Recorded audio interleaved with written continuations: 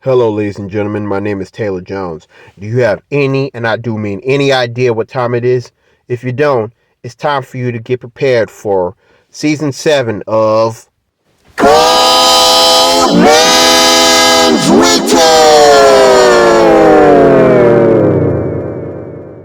Hello, ladies and gentlemen. My name is Taylor Jones, and welcome back to my YouTube channel, TC Jones Edits. And what I'm about to give you is what's considered a long-awaited brand new episode of Cold Man's Winter. And for those that paid attention to the complaining series, I'm not going to tell you about what happened last episode because to make it easier, I've sent the link to the latest episode of Cold Man's Winter or Complaining Part 4 in the description bar down below because the show must go on, and I decided to complete this 5-part series of complaining, as in Complaining Part 5. Now, fresh out of Syracuse University, Calvin has finally overcame Paul, the wheelchair guy, and his thugs, because with the help of Giselle and Giselle's father, they ruined Paul's party, as well as blow up the house that he was not supposed to be in, because, like, if you remember, he painted over the word demo, like the place was supposed to be demolished. Yet, Paul, he didn't take no for an answer. So, all of a sudden, Paul was about to humiliate Calvin,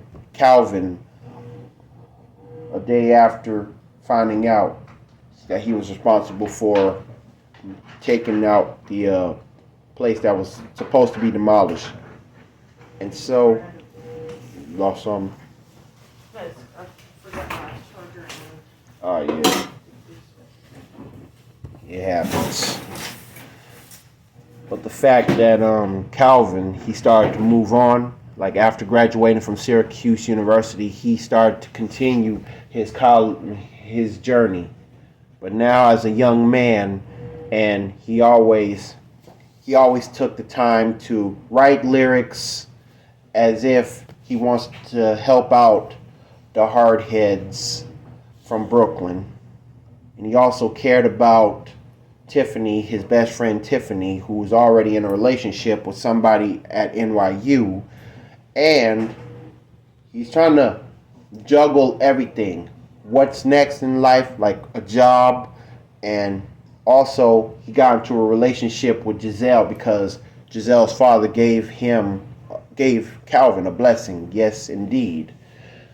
Yet, on social media platform, his Facebook account, Sir Complains a Lot, he just took the time to have pictures of his graduation, questioning what is next in life. And that's when he started looking for a job, and he found a job online, and he was very pleased for the pay. And it was an ordinary cubicle job, and the pay was, let's say that the pay was $20.58 an hour, $20.58 to work at a cubicle.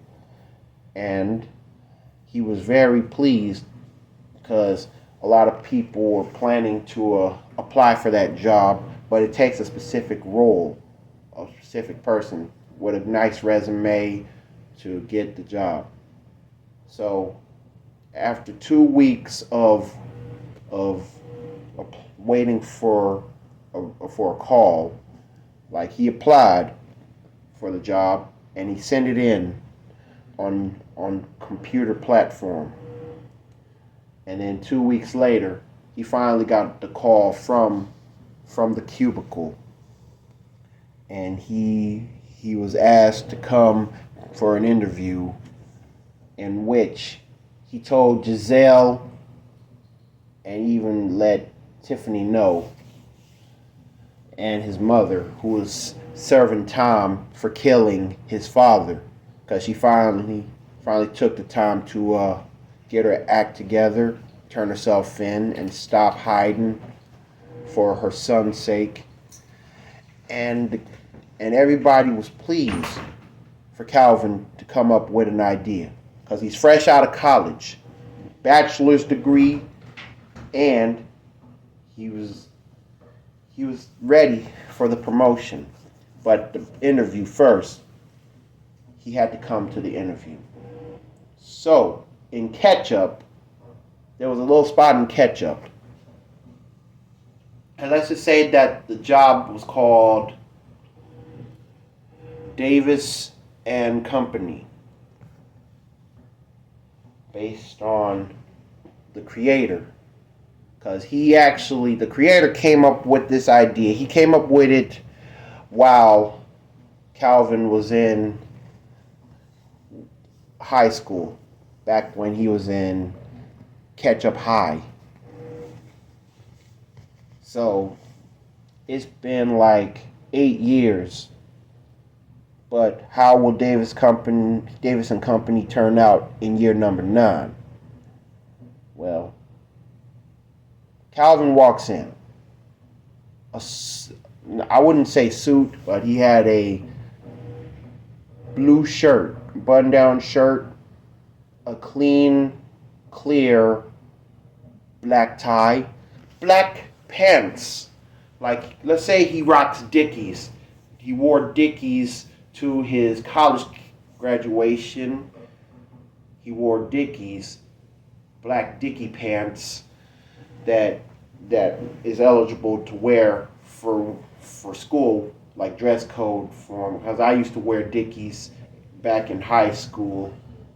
I graduated rocking Dickie pants and nice pair of shoes, like brown shoes, like brown shoes that you would wear for church. He had his resume. He was calm, and that's when he spotted some employees, and there was a female by the name of Lauren, and let's just say that she was like a big replica of Linda from the TV show Becker, starring Ted Danson, Hattie Winston, Linda Smith, Alex Desert, with Nancy Travis,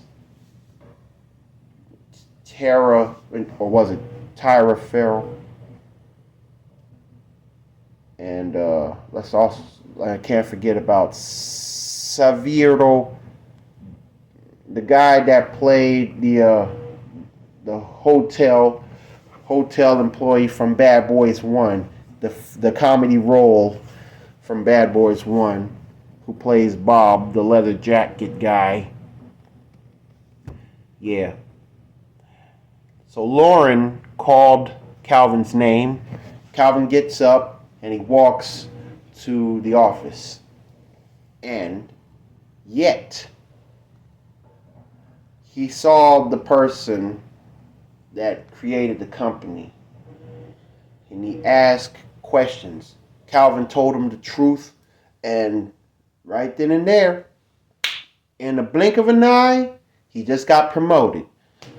And because of that, he figured that since he's got a job now, he's going to take responsibility and try to build up money. And he had to come up with a 401k plan and like split the money for 401k and or insurance, like later on in his life. Meanwhile, he took the time to get prepared for his first gig. And all of a sudden, when he left in his 1985 Buick LeSabre, he turns on the radio, feeling relieved that he got the promotion, and he's planning to, let's say he's got a plan to start the job on Monday. And on the radio, he heard the song that made him think about Tiffany and the hardships and how he kept moving forward. And that was, you guessed it, ain't nothing gonna break my stride, ain't nothing gonna slow me down. Oh no, I got to keep on moving. Ain't nothing gonna break my stride, ain't nothing gonna hold me back. Oh no, I got to keep on moving. And he sung along with the song, feeling relieved because he's been through a lot. He faced his bullies. He beat them one by one, male and female, from young childhood to high school to college. And what do you think? He started to feel complication free. Nothing complicated. And he ain't complaining. And when he told Giselle the news, she gave Calvin a hug. Tiffany said on Facebook, "Congratulations, you finally made something of yourself." And even the guy who was his former bully in childhood, he actually wrote a letter to Calvin saying, "I heard you've been through a lot, and I'm so glad that you pulled through. And I want to say I'm sorry for what happened to your mom, but she did the right thing because of you. And now she's serving time, but now what you gonna do?" And of course, Calvin knew what he was gonna do. So let's just say, while he was getting prepared for his first day on the job at the Cubicle, Davis and Company Cubicle, and let's just say that when he got home, he took off his outfit, kept the Dickies on, but changed the socks and shoes and find a t-shirt like casual wear. And let's just say that he decided to make a demo. He made a demo. He recorded over instrumentals from YouTube and tried to join in, like see where, like give it a try, his rap career a try. But what was he gonna call himself? Let's say he went under his YouTube, his Facebook profile name, Sir Complains a Lot. Now, he made a mixtape called To Be or Not to Be, Sir Complains a Lot. Now, then again, to be or not to be, ... question mark. And Sir Complains a Lot was his name. And to be honest, based on what he's been through, there were times that he swore like a sailor, but the only foul words he said was heck, dang, and even when he brought up his life story, like when he made a song based on his beef, his meetups with Paul, the wheelchair guy, because Paul had a vulgar mouth. And he dropped the F-bomb every now and then based on what Paul told him. And the point that he ended up saying the N-word, like some people, his bullies, and even his mother, they thought he wasn't N-word enough, Negro enough. So he was honest to say what he had to say. But when it comes to honesty, even when it's word on the streets, he had to pay the price. But he didn't, because he actually was a diehard fan of album covers and how they were supposed to be made. Not no not no Photoshop like the No Limit and 3 6 Mafia albums, but album covers that meant so much, like an ordinary photo, but edited. Even when you have to get rid of color, like monotone or monochrome, sepia, blue, just to match the like colors to match up the theme and to like make it bright, make it dark, compare, contrast, tungsten, Kelvin. So he had a picture of him laying in on, like, he used his Facebook profile picture, him laying in bed, telling Paul, "I'm not scared of you. It's on. You rather see me lay like this in a casket?" He used that with a parental advisory explicit lyrics. He used the old school parental advisory logo. And let's just say that he actually made a video on Facebook and had a message to the Hardheads. Like, he happens to be his loyal fan, may be their loyal fan.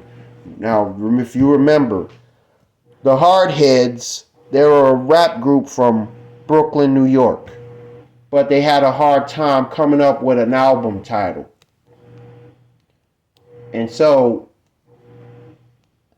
for Sir Complains a Lot, Calvin, he actually explained that he got a demo called To Be or Not to Be, and he actually made a copy. He made a copy, burned the CDs, made a copy. Well, actually made more than one copy, because he gave one to Giselle, he gave one to Tiffany. He even sent the first copy to Brooklyn, New York, at the Hardheads location. And when the Hardheads got the CD, the demo, they gave it a listen from the first track to the last, even when he had to do a shout out, like intro, outro stuff. They really were pleased. And the fact that one of them, I think it was Big Fox, he came up with an idea to call him. Call him and to meet up. But how are you going to call if they don't even know each other? They don't see each other. Well, they got a Facebook page too. And that's what Calvin was following. He followed their Facebook page, like every song, and even comment, like a critiques, like how to make it better, like whether it's the first take or the last or the final result. Because sometimes some songs need to be adjusted. Like when I perfect example, Thinking About You, which was based on and or influenced heavily from Usher's 1994 hit single, Think of You, from his first album, in which I still recommend RIAA to give Usher his props. That made me think of when I brought that up on my YouTube bop under my Uncle Bean persona, West Van Hook. And for those that don't know, I will actually put the link to West Van Hook and Thinking About You in the description bar down below, based on talking about the songs. And because one song, if you listen to it, it has to be adjusted, which I'm going to have to come up with a re-recorded version. Because I re-recorded Trippin' and used my instrumental that I made. Because the other one, I used a different beat. But you know how how people are. They like trying to prevent themselves from getting copyright infringements and or just like make a beat that's based on them. Hear the style. That's what Calvin was on. Like he made a demo album with instrumentals from YouTube, and he took his rapping skills professionally. And because of that, he had to focus on when to do it. So Big Fox contacted Mr. Calvin on Sir Complains a Lot Facebook page or Messenger. And he told Calvin he was very impressed that they need to see him in person. And so Calvin said, "Sure, we can do that." So let's just say that he chose Friday. Now remember, Calvin was not at work yet because he goes to work on Monday. He starts off in Monday. But Friday, the few days before his first day on the job, Calvin had to drive from Ketchup to Brooklyn. Ketchup, New York to Brooklyn, New York. A good ride. And no matter what, like, let's just say that whenever Friday hits, he actually sings "I Got to Keep on Moving." That's like his favorite song, yeah. It's like a theme, his theme. I Got to Keep on Moving. So when he arrived to the Hardheads hangout, like where they record, where they just chill, they actually were pleased to see Calvin for the first time. So, you must be Sir Complains a Lot, aka Calvin, the guy that made the To Be or Not to Be demo tape. Yes, that's me. We're really impressed. And I feel like you got what it takes. And since you are a big fan, how would you like to be part of the group, the Hardheads? Well, I don't see a problem with it. I would love to. But the fact that they were on New York beatdown recordings, they had to have a contract for him to join. Now remember, they were local. So all they needed was another member to increase the void. And Calvin did it. He signed the contract, but before he did that, they wanted to hear him rap a cappella based on how he sounds. They wanted him to rap in a like smooth, calm rap. But then they wanted him to switch up to what he sounds like when he's rapping when he's mad. And they like the yin and yang. They like the calm version of him. They like the hard, rough, rugged, and raw anger side of him. It was like they saw Calvin like yin and yang, both Pallid and Fisherman. They really were impressed. But Big Fox was the one that actually brought Calvin over to see them in person, to see them in person, to see if they got it, and he did. So after learning about Calvin, because they had a conversation,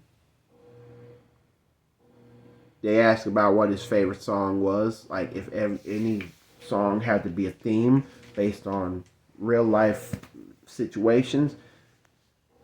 And when they said, I got to keep on moving, like break my stride, and they be like, yo, you like that song too?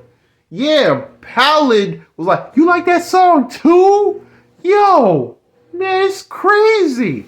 Man, I've never heard that song since The Diddler and Mace, the Puff Daddy and the Family from No Way Out. It's like a jungle sometimes and make me wonder why you want to take us under. And can nobody break my stride? Yeah. And they were vibing to it. Matter of fact, let's just say that as the new member, the fourth member of the Hardheads, let's say they decided to create their version of I Gotta Keep on Moving. But they used the Puff Daddy and Mace beat. And Calvin, Sir Complains a Lot, started off with the introduction. From Brooklyn, New York, and Ketchup, New York, formerly known as either South and North, this is yours truly, Sir Complains a Lot, the fourth and new member of the Hardheads. And we about to set off something like this because we got to keep on moving. So, Pallid, he did his first verse, and like all members, they all had 16 bars. But Calvin, Sir Complains a Lot, he did the chorus. And the people that were working with him, like engineer and like the ones who mastered their music, they were surprised because Pallid started off the song fair and square. Fisherman and Big Fox, they split the second verse. But when Calvin got on the mic, instead of doing 16 bars, he did 18. And he added 2 more. Like, he got 20 bars and all. But the 19 and 20 is just talk. So now you know, from Brooklyn to Ketchup, the Hardhead strikes again. Yeah. And then it was so amazing that now the guy who was responsible for creating the album cover, now remember, the album cover was a silhouette of a long-eared bat flying in the sky and the words "the Hardheads" on the wings. And they had to add Calvin's rap name alongside. But they still need to come up with an album title. And Calvin, well, actually, Big Fox, like Calvin's demo tape, why don't we just come up with Calvin's idea? But instead of saying to be or not to be, let's say to debut or not to debut. Like, that would be the name of our debut album. And so, afterwards, Calvin parted ways, heads back to Ketchup from Brooklyn. And not to mention, the very next day, Saturday, the Hardheads came together. But this time at Ketchup, Calvin's city. And let's say that the Hardheads drove a 1994 GMC Suburban. Yeah. And that was like amazing.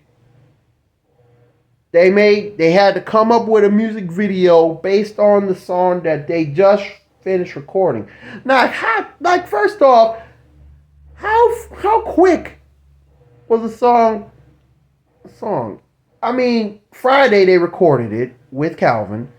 Now, one day later, the weekend, Saturday, they come to Ketchup to make the music video for I Gotta Keep On Moving. And it was amazing. Like, the Hardheads are really trying to take New York beat down recordings to a whole new level. And when Calvin was rocking his Syracuse t-shirt because he graduated from Syracuse, he was having a good time. Sir complains a lot with 3 guys named after bats making a music video, and they made it in one whole day. Like, not all day, but just one video, one day, different locations. And the fact that they had some driving scenes,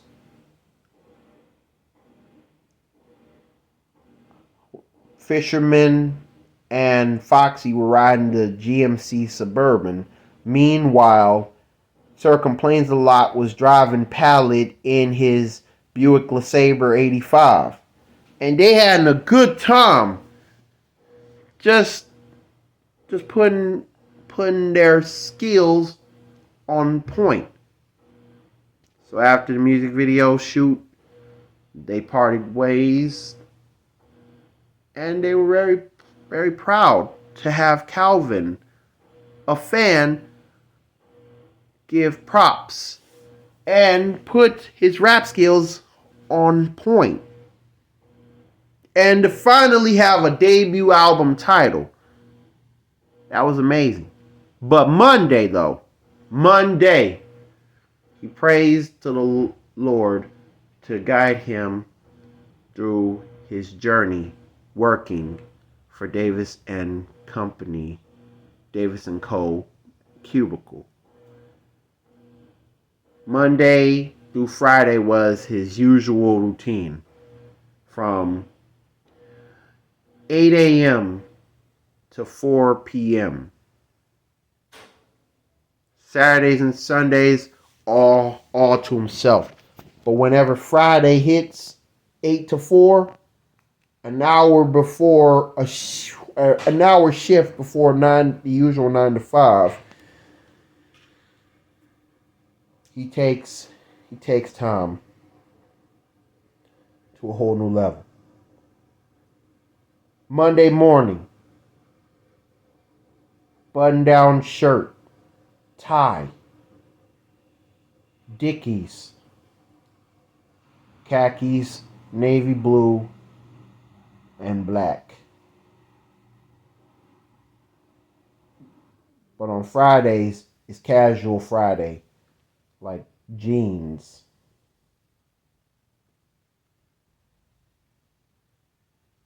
He walks in, he clocks in, and he spotted a woman that's like, let's say that she reminded me of Hattie Winston from Becker. Margaret, but her name was Pamela. And she works at the reception, behind the reception desk. The first desk you see when you walk into a building. And like, she was calm, but let's just say that she has a bad temper every now and then when things don't go her way. And she even gets on Lauren, like Margaret and Linda combination. And so Mrs. Pamela wanted Lauren to show Calvin his work spot. He got a desk on his own, a computer set, and she had to teach him like she wanted him to set up a password for when he logs into his computer. He has his own desk, his own room, his own space. But he realized whenever 12 o'clock hits, noon, he goes to lunch. But let's just say that he ended up going to the lounge because the cubicle work spot had a lounge. And at his lounge, let's say that he gets 2 oranges, 2 bananas, and 2 apples. And they're all ripe, all fresh. And he always puts water on the apples and oranges before he eats them. And he always gets fruit punch, like Minute Maid fruit punch. So he was all by himself. He brought his notebook where he takes time to write some lyrics, but he only wrote 1 verse of a song that he can come up with in his head.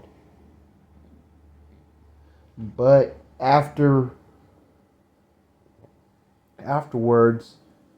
his first day went well. He got along with some coworkers. But for Lauren and Pamela, they were really curious about him, about Calvin.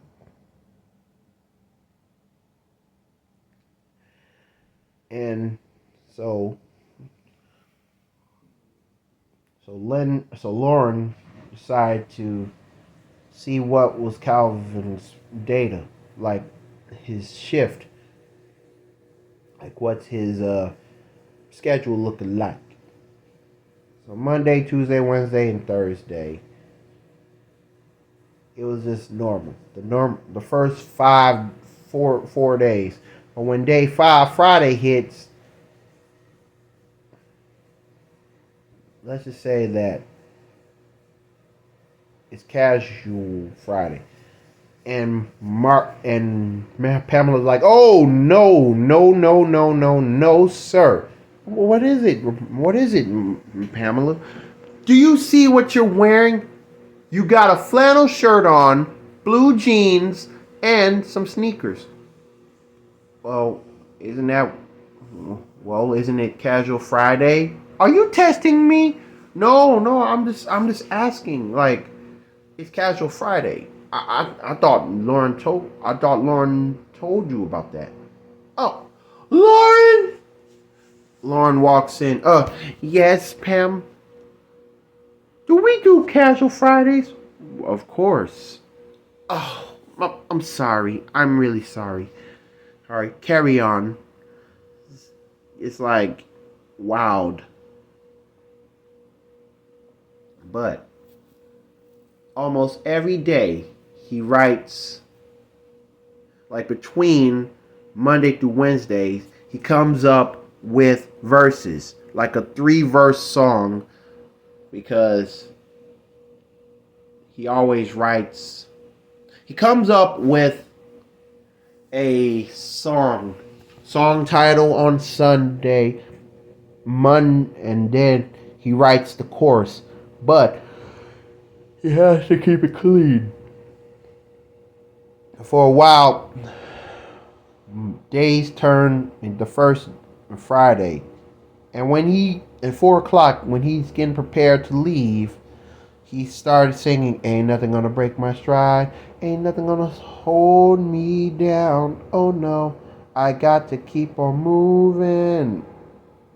And then he just walks past Pamela and Lauren with a smile, because he's free, because he got a plan. Now, after working the first 5 days, Friday, Giselle and Giselle's dad, they were treated by Calvin to go eat with him. He took them out to eat. and talked about how his job turned out. But all of a sudden, Giselle popped a question that got Calvin thinking.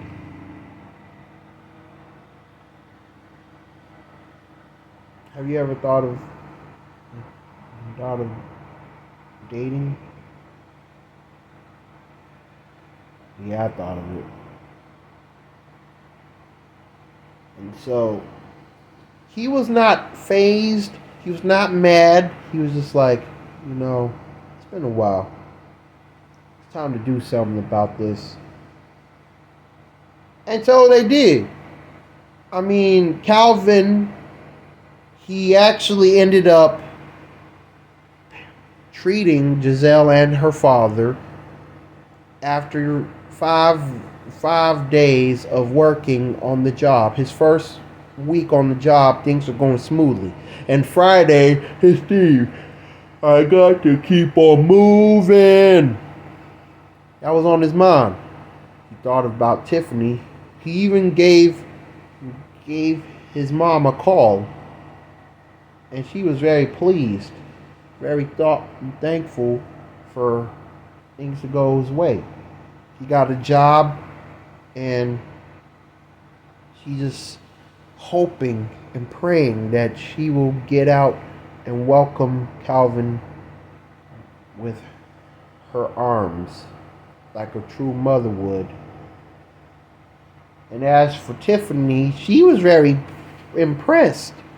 She and her boyfriend were impressed on Calvin. But as for the Hardheads in Brooklyn, oh man. Let's just say that the Hardheads were living the fast life. Because right now, after Calvin went home, he got a Facebook message from Pallid saying that the song I Gotta Keep On Moving is officially a big hit, a radio hit. And the fact that the Hardheads, alongside Calvin, sir, complains a lot. They made a music video. The music video went number one. They went number one. It was a big success. And not to mention, it's at the top 10. As in number 7 on the Billboard charts.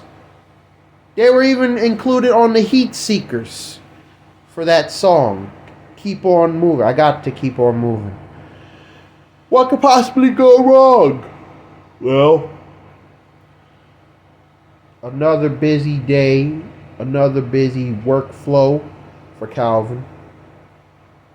Days turn to weeks, weeks turn to months, months turn to years, but it's just days to weeks. Days to weeks. Boys to men, days to weeks.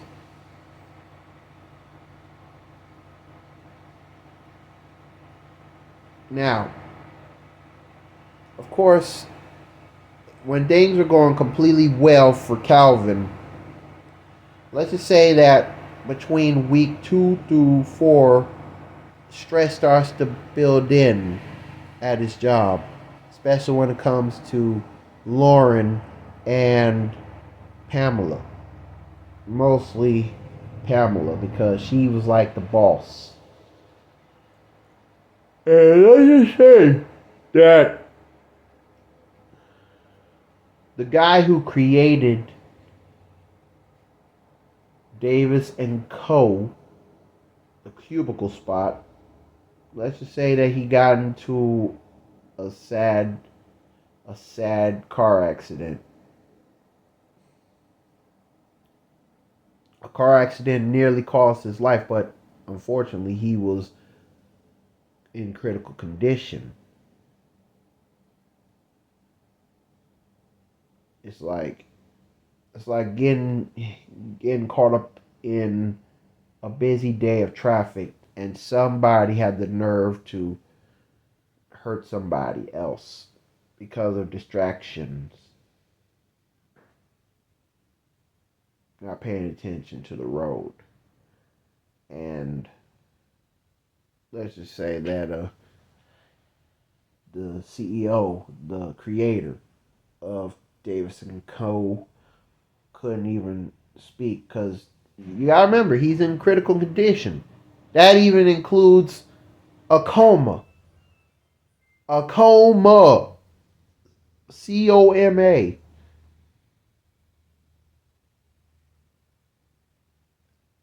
And Mark and Pamela had to take over.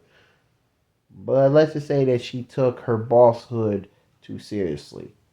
Like remember, she's Margaret from Becker. You're late. She got to a lot of people coming in late. But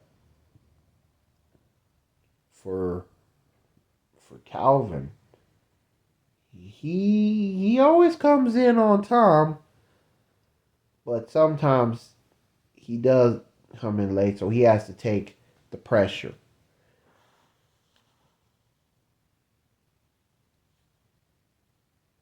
So he was like tried his best to keep his calm because throughout his life he has an in and out relationship with complaining and being responsible, respectful. But when he gets on the bad side and things about to go off, he's about to be a fighter.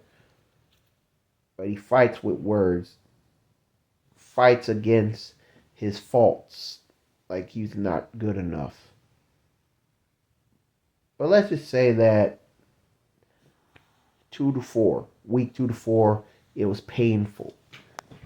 No sign of the creator of the Davis and Co. Because he was comatose from a car accident, critical condition. But while he made a song, while he was writing a song, Lauren, out of nowhere, finds him as if he was like, "What are you doing?" Like he was lacking. It's lunchtime, Lauren. I always eat fruit and write songs. Like he's trying to be healthy. He's trying to think of something. Because he had a song that was based on the guy who promoted him to work for his company. And it's going to be like a tough time to grasp because he even thought of writing a rest in peace song, a song that everybody can relate to when you lost somebody over somebody else's stupidity. But you know what's funny? He actually wrote lyrics between weeks 2 through 4. He actually came up with a verse because there was a song that the Hardheads were planning to make, and they entitled it "Stupid People," but they didn't know what beat to use. They didn't know how people were gonna handle it, so everything was going okay. But then all of a sudden, week five, week five, the Hardheads were put in a dark spot because now, from boys to men together, the Hardheads, with Sir Complains a Lot, Calvin as the fourth member, they took a big blow over something really, really stupid. A female, a hood rat, by the name of Pauline, she claimed that she was raped and or manipulated, sexually assaulted by, let's say, that Pallid. And the fact that he's been denying over Pauline's so-called pregnancy. The police fell for her sob story. And Pallid, he got locked up. Fisherman and Big Fox, they were peed off about it. Fisherman went over the gun and tried to come up with a way to get Pauline back by murder. But Fox was like, heck no, Fisherman, you are not going to kill that chick. Why else have we been making music? Yo, who the heck is that? Yo, not now. Wait a minute, Fox, wait a minute. Imagine if that was Calvin or Sir Complains a Lot. Yo, I just heard the news. This is ridiculous. Yo, what about it? Man, we were just... Remember the song that you was about to make called Stupid People? Well, yeah, but now is not the time. Well, why don't you write a song lyric to it? I actually made a couple lines already. Ready, and this is how I see it. And of course, this is an old beat, but we had to master it up. Well, you and these instrumentals that's already been copywritten, what's the deal? Well, that's how some people do their songs. They rap on other people's beats, especially when it comes to mixtapes, like make their own versions of it. You remember when Lil Wayne did it? Oh yeah, he did. He rapped on a lot of rap songs too. Yeah, let's not forget that. But what is this beat? And the beat that Calvin was playing from YouTube was the instrumental version of The Masters Zoo Fight. Zoo Fight. The Masters of the Zooniverse by Together Forever or TF Mafia, originally known as the original Brooklyn Zoo, which consists of the late Roger Rabb, Paulie Zantz, who's serving double life, Elite, Sire Spitfire, Me Knuckles, aka Ted DiBiase, Basher, and Phi Trunker. So they used the rap song from 1995. They listened to the beat and they tried to come up with lyrics because they had to dedicate that song to Pallid, who is locked up. But the question is, how long will he be locked up over a female's lie? I guess to be determined, I suppose, but that ain't the case. Because they ready to get it on and popping. They about to get into a fight. This is like a movie scene where a thug comes out of nowhere, murders somebody that's close to home, and somebody has to get revenge. But the only revenge that the Hardheads believe is diss tracks. Especially for the people that ruined everything that has the Hardheads written all over it. And in the words of Offset, people would do anything for clout, for the money, for fame, even when they lie. Like, oh my gosh, why you always lying? So, Fisherman and Big Fox, they had to continue the Hardheads legacy. The train, the Hardheads train. Because once they are off the rail, it's over. Because you never know when they're going to get burned. And Sir Complains a Lot, actually made it clear because Stupid People was rapped on that beat, the Masters of the Zooniverse beat, leading to, hey yo, this beat would go perfect with this song.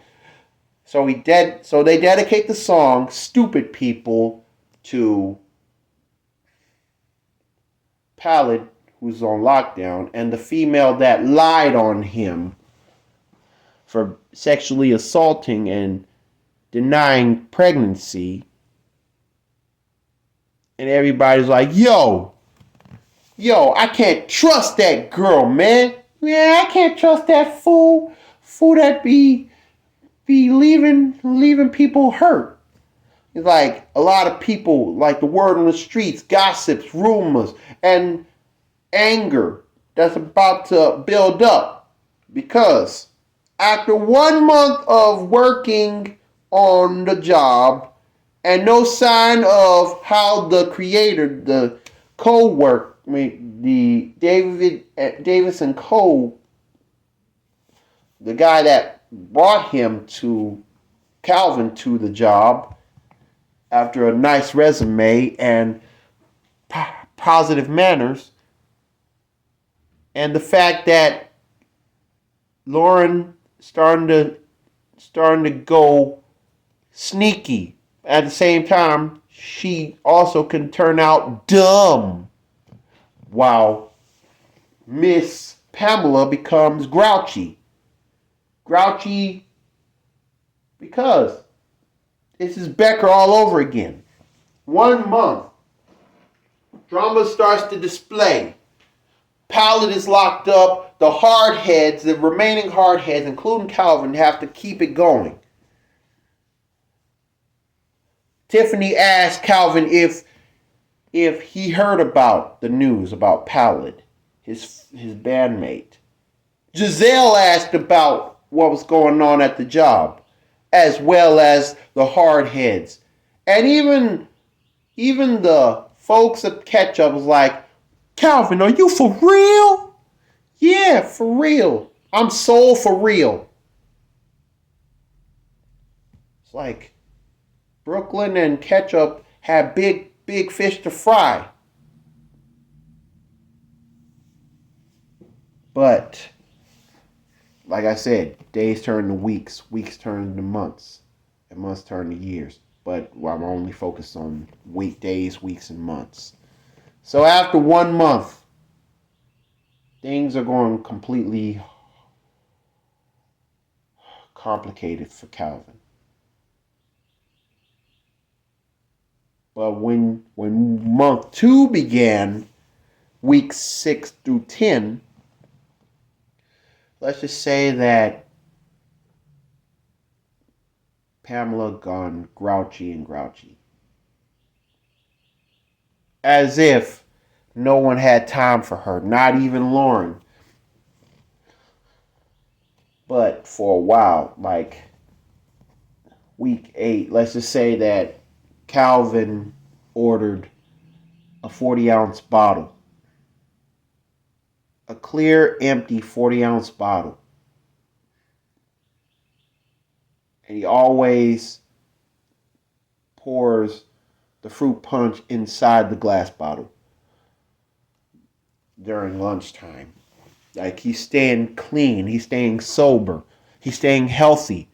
Always eats healthy food. To the fact that he started eating leaf spinach. Not from the can, but he always waters up the spinach. He eats the whole thing. Sometimes he adds spinach with a cheeseburger. Sometimes he adds fruits like grapes. You have you have spinach with grapes. A little bit of strawberries, like a fruit salad, a fruit and veggie combo salad, that is. It's like he was trying his best to keep calm, but all of a sudden, Pamela wants everybody to come into the office. And she was not mad. She was like frustrated mad. And Calvin was like, what's going on? Let's just say that on week 10, the end of the 2 months at Davis and Co. when Calvin was working, he got the worst news of his life. The CEO, the creator, he didn't make it. He died in a coma. No longer in critical condition. And the driver who caused this mishap to happen, he ended up getting locked up. And to top it all off, what made matters worse, the driver who got locked up for killing the CEO from being distracted, it was Lauren's little brother.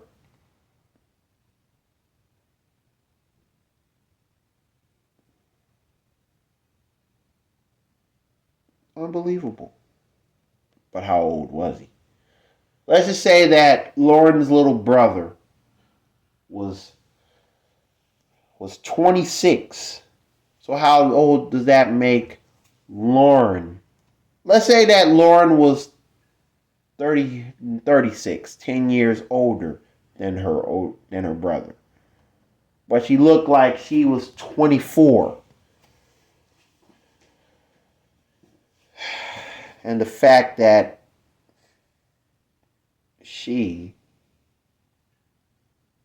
Lauren and her little brother don't get along, it's tough. And Calvin was hurt because he remembered that he wrote a song based on the critical condition situation of the CEO. And now that he's gone, he actually got a song prepared for it. So he dedicated one song. He recorded the song when he got home. Sent the song to the Hardheads.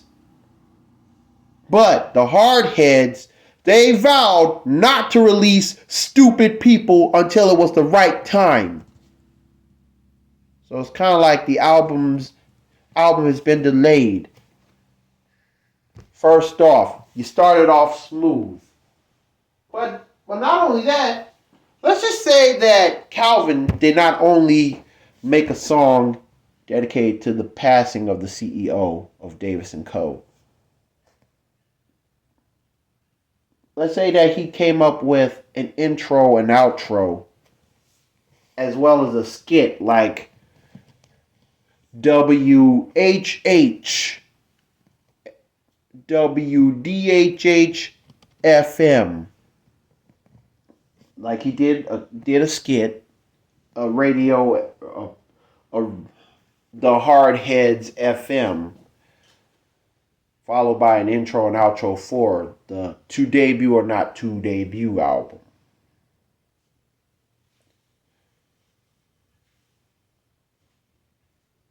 And they were pleased. Like Fox heard the dedication track and was like,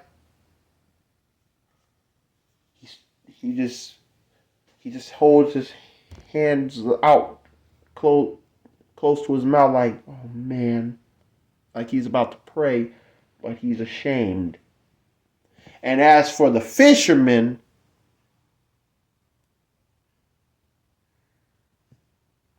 he took out a 40 ounce. Just like Calvin, he took a 40 ounce, but instead of alcohol, Calvin, he drinks fruit punch. Meanwhile, Mr. Fisherman, he took out lemonade, a 40 ounce of lemonade in a glass bottle. Pour it out for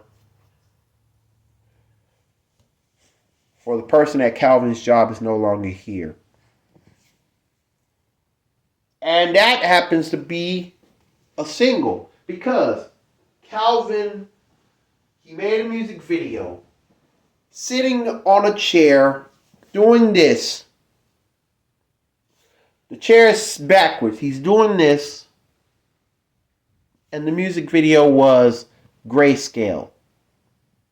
An homage to Escape's Understanding. But instead, it's just Calvin. Sir complains a lot of the Hardheads. And he also used the picture of the CEO, the man who was supposed to be the man who put Calvin on the job. So his cubicle life wasn't going according to plan after frustration started to build. And at the funeral,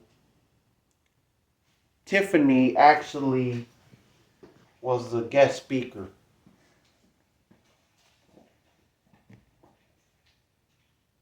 But it was Giselle's father that did the eulogy.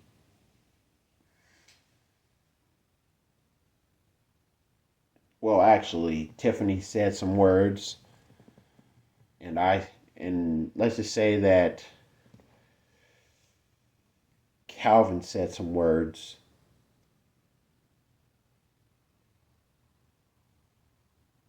Pamela showed up, black turtleneck, black skirt, black leg high, chunky heeled, square toed leather boots with the zipper on the side, followed by sunglasses on her face. And as for Lauren,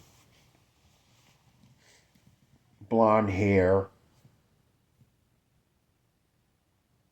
black dress, polka dot with white polka dots. Your stylists play it out like Kwame and them silly polka dots. Who rock the spot? Biggie, you know how the cheese go unbelievable. I said cheese, not weed.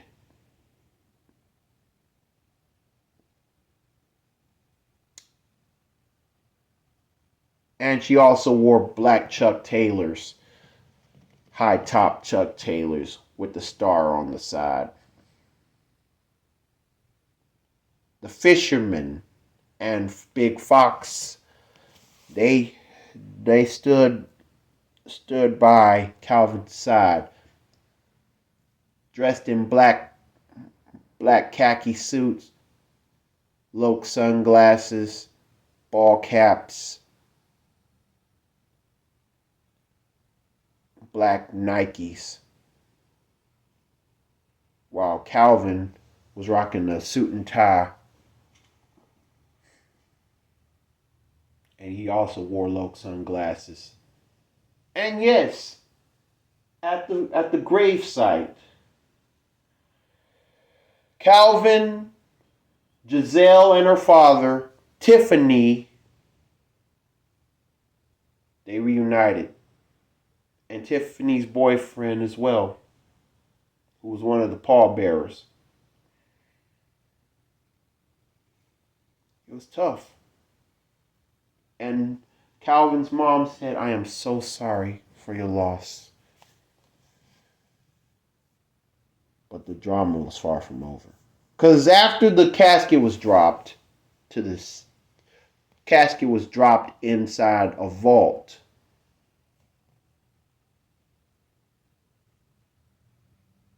Fisherman,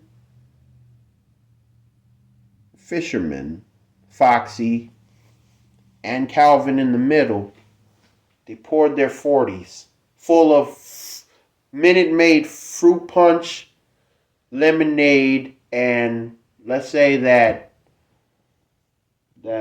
Big Fox was like blue raspberry, like the blue lemonade type flavor of Minute Maid. Like they recreating It's So Hard to Say Goodbye to Yesterday, the ending scene when Boys to Men looked down at the casket and Nathan had poured out something from a flask and they all walked off, slow motion, dressed in black, Loke sunglasses. Tiffany hugged Calvin. Giselle hugged Calvin. Giselle's father shook his hand, knowing that they will meet later on. But, okay. Weeks 11 through 15. Hardheads, from a quartet to a trio. From teenagers to young men.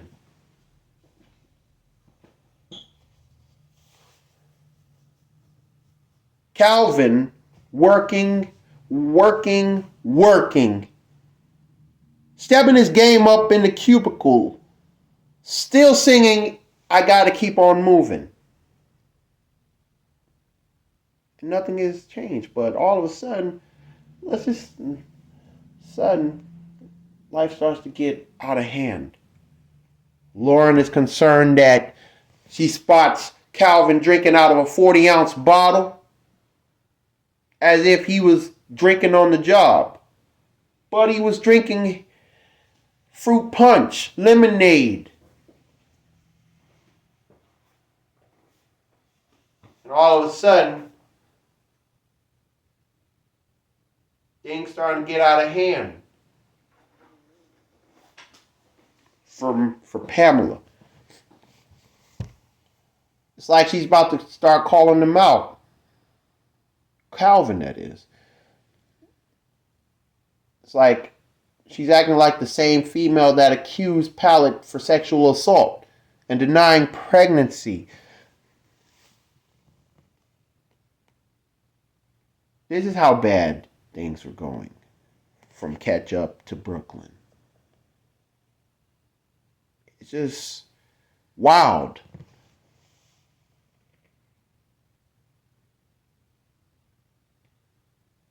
Not to mention week 16 to 20. Already around 2 months. Wait a minute, hold on. 4 to 5 weeks equals a month. Oh, 16 to 20. Still no album release from the Hardheads. But, meanwhile, at work, Mrs. Pamela wanted Calvin to do something for her. And she asked if he can fix the thingamajig, the ink. The ink. Dang it, what do they call them things? You know, the printers, but you have to have the ink cartridges in it. Yeah, because she tried to fix it after finding out there was a problem. And the ink splashed on her shirt. That she started cussing like, crap! Dead nab! Get off your tail and jam! Crap! Dead nab! Get off your tail and jam! Like Parliament Funkadelic. But she was fed up. She was frustrated. The ink, the printer was messed up. Ink splashed on her. And so, and of course, this is when, like I already said, this situation has been brought to you by Becker, the TV show. Especially when Margaret had to come up, like, ask Becker if he can fix the printer. And he had something to say. He had a sign to say, hang on. Just hang on in there, baby. But let's just say that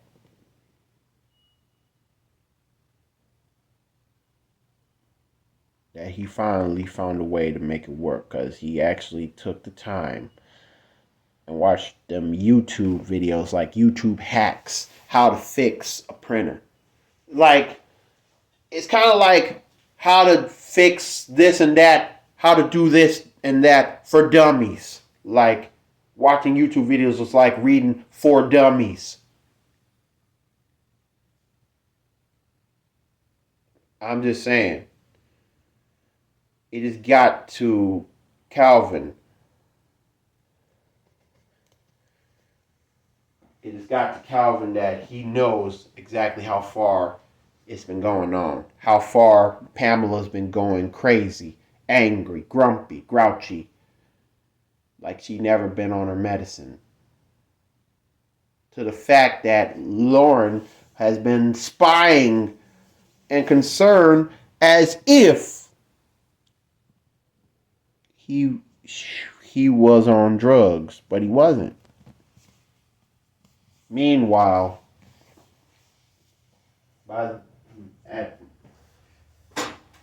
at week 20, another Friday, casual Friday.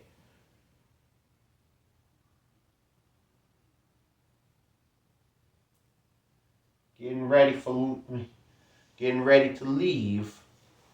Well, ding. He started singing slowly the song, Ain't Nothing Gonna Take My Stride, Ain't Nothing Gonna Hold Us Back. Oh no, I gotta keep on moving. Just singing the 80s song. I got to keep on moving. But he was just singing, and Mrs. Pamela, she was so fed up. Like she was taking over Davis and Co. and she was fed up. While Calvin was singing, I got to keep on. Calvin, will you shut up? You've been singing that song every Friday and I'm getting tired of you. What? Well, golly. What did I... Golly. I don't understand why you tripping. At least it's not foul. I'm sorry. Like he started to come back at her like, what's wrong with you? Ah, what's wrong with you? What you screaming for? Everybody minutes at the bar or something. I'm leaving.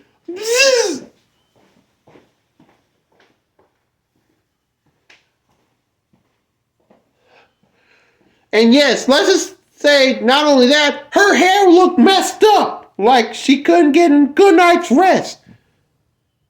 But instead, jeez. Take a chill pill for once. Now you got me tripping. Let me drink this. Oh, no, you don't. You have been drinking this for all this time. Don't you get tired of it? Hey, you better give me back. No, I am not doing it. Lauren going crazy too. And for this matter, you don't deserve this. From now on, you stay away from them 40 ounces. No drinking on the job. You understand? And everybody who was working alongside Calvin, like, what's going on? What's the commotion? Calvin, what did you do to Miss Pamela? And everybody starting to question him, like,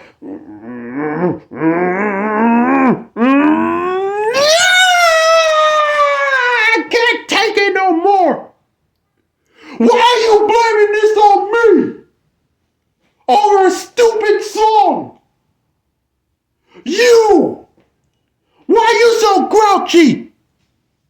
Oh, maybe you probably didn't pay attention to this stupid ink printer. How dare you? Oh, but he was not done. And now I gotta find Lauren. Where have y'all gone? What is this? The Thank You for Not Smoking episode of Becker?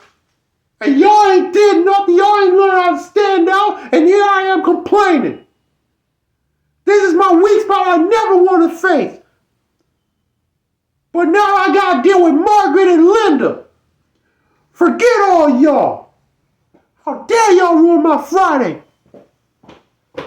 How dare you? And then all of a sudden,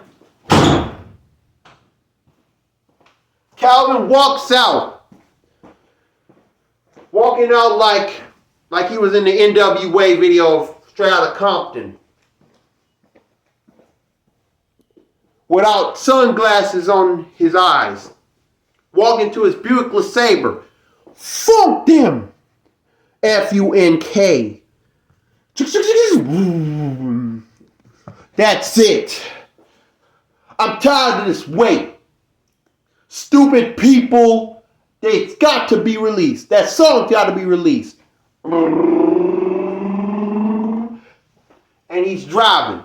Driving in an angry mood swing, but he didn't speed. He had to make sure to watch out for the cops. Watch out for the haters. Watch out for worse drivers. And so he left. So for a few days, Calvin couldn't take another hint. He couldn't take a chance with Lauren nor Pam. And the fact that he realized, wait a minute, he found a flyer of Lauren's party, pool party. He crumples it up. It's on now, Lauren, or should I say Linda from Becker. So he walks in the closet. Now, that was like when he was in his pajamas, like a new day just started. He woke up, trying to overcome, because almost everything was stolen from Calvin. His whole life was almost stolen away from him. To the fact that he had no other choice but to fight back. Fire with fire. That's what it is. And to top it all off, he had the nerve to dress up like he was in a gang. Black shirt, long sleeve. The same outfit, fit style, but in a different year, different situation. To the fact that he had to wear gloves, black shirt, black pants, black tennis shoes, skull cap, bandana, like he's about to go take a fight for his life. But instead, he realized that any part of his skin is exposed. He had to switch from a long sleeve black shirt to a turtleneck. Turtleneck! Like he was about to do the Blue Hill Avenue gunfight against Lathan scene. Type turtleneck, but with gloves and a bandana to cover up his identity. And to top it all off, the creme de la creme, black Loke sunglasses. He walks to his he walks to his 1985 Buick LeSabre, jumps in, he walks in it. Hop in. Drives. Not to mention that flyer that he found on the neighborhood, like he picked it up and he had it crumpled. He crumpled it earlier. Driving to the pool party. And Lauren, concerned about health, as if Calvin is not serious about drinking healthy. It was fruit punch. That was it. But it wasn't enough for her. And she's talking to one of her friends asking about Calvin. Like, did you really have, one of the friends was concerned. One of her friends was concerned. And even Tiffany was shook. Look, don't you think you taking Calvin too far? It doesn't matter. What I did was justified. He was drinking on the job. What made you think that? Besides the fact that it's a 40-ounce bottle. When's the last time you seen somebody drink a 40-ounce bottle with something different than beer? Well, what made you think it was beer? Tiffany had the nerve to try to put Lauren in her place. But Lauren was like, no, kill that noise. Squash that mess. Cut the chase, Tiffany. I don't care if you stand up for Calvin. But what's done is done. The damage is done. He needs to stop drinking 40 ounce. Oh yeah? And when Tiffany saw it, oh no. Calvin, no! Calvin was running for his life and pushed.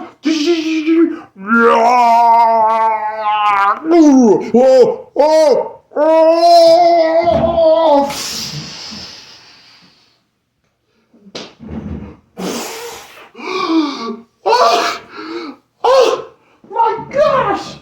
What the heck was that for? Calvin, wait! This is ridiculous. Oh yeah, well how come? You was getting punked, Tiffany. And for you to talk about me drinking on the job, I never touched alcohol in my life. It was just fruit punch, lemonade, Minute Maid stuff. That's what you get. Just you wait until Margaret hears about it. Wait, Margaret? Who the heck is Margaret? Pamela, fool. And called one of the girls that Lauren was talking to that was concerned about what Lauren was doing. And Tiffany was like, Tiffany, what she did was over the top. It's not justified. What you define justify? I thought you was my homie. And now I can't get over the hump that the song that we used to sing a lot, that I Gotta Keep On Moving. Pamela wanted me to shut up about that song. How am I going to keep on moving now? Tiffany. And as for you, Linda, you owe me $30 of that 40-ounce bottle and some fruit punch, jerk. And so Calvin walks out of the pool party, heads back to his LeSabre, and drives straight to Brooklyn. Because he knew that it's about time to put the Stupid People song straight off on hold. It's time to release this mother. He was in the mindset, like he head straight to the Hardheads spot, right? And he's about to say, it's time to end this double crosser. He did say MF. He said MF. Calvin started cussing like a sailor. It's time to end this MF. End this double crosser. But then all of a sudden, he opens the door. Fisherman. Fox. Where you at? What? Am I hearing echoes now? Where the heck you at? And one of the females that the photographer's like, whoa, hold on, calm down, Calvin. They're gone. Look, you just talk to me. Tell me why you're here. Well, I'm here to tell Fisherman and Big Fox that enough is enough. It's time that we release Stupid People as a single or record it. Because I'm already fed up with what's going on in Ketchup, as well as what's going on in Brooklyn. Well, and the engineer said, actually, sir, they already recorded their song. What? You know the song that the Masters of the Universe song? Did you brought them to? Well, it turns out they rapped over it. But did they add another verse? Like no. But since you're here, it's about time to add your vocals to this song.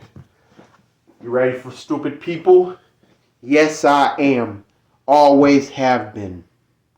So, Calvin, sir complains a lot. He let everybody have it. He called out everybody that didn't do a dang thing, not even stand out to Pamela nor Lauren. He called out Pam and Lauren because to him, they were part of the stupid people. And the music video was later shown like after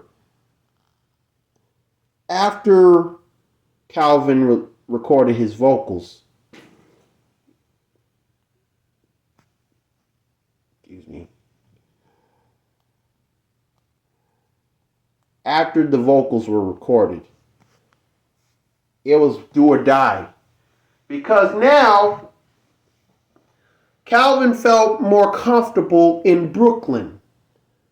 Because now, instead of singing, I got to keep on moving because Pam got annoyed, and the fact that he stopped drinking lemonade.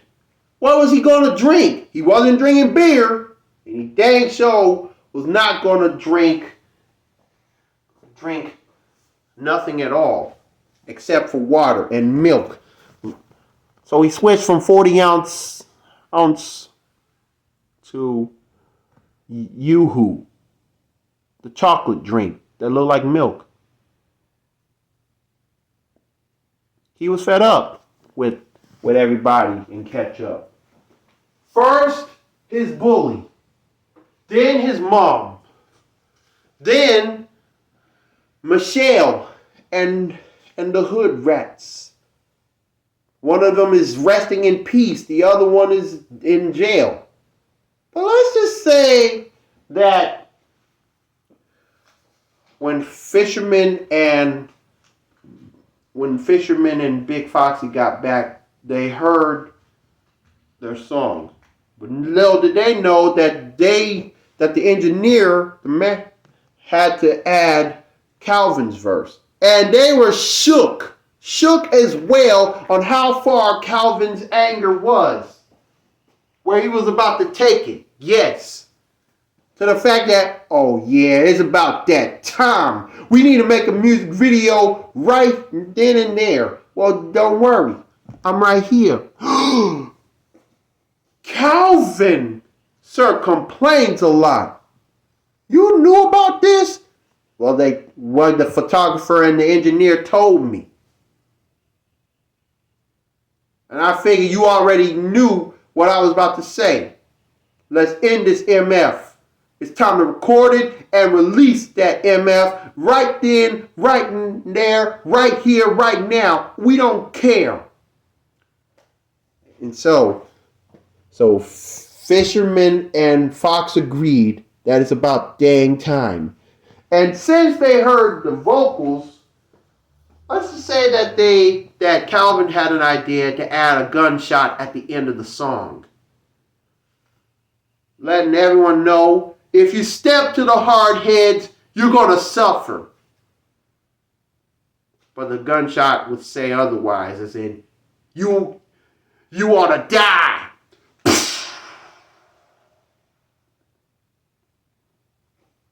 That's how angry Calvin was. After being humiliated by the people at home, the people at Davis and Co. One person couldn't stand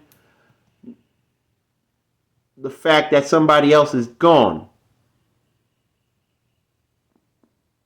And Calvin already depicted Pamela with the devil horns. And meanwhile, Lauren with a dunce cap, like she's dumb. Idiot. Manipulated. And let's just say that one day after the music video shoot was over, the video shoot was inspired by the old school, what's Scooby Dooby Doo, where are you? Because in the beginning, there was a bat flying from the castle, like the haunted house. And the other bats followed from this way. But instead, let's just say that one bat that was flying was screaming, Brooklyn!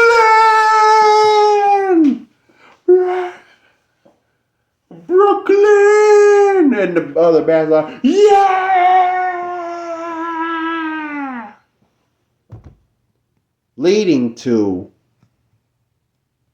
the beginning of the Masters of the Zooniverse song, the instrumental playing.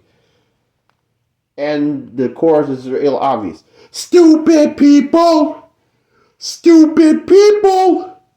Stupid people! Stupid people! Stupid people! And the video was so Scooby-Doo, where are you related? Because the first verse was done by both Fisherman and Foxy, Big Fox, dissing the female that put Pallid behind bars over her lie. And the fact that the people who criticized them, like, never paid attention to their music. Like they did. Alright. Saga Spitfire. 9. Elite 10, 11, 12, 13. Let's just say that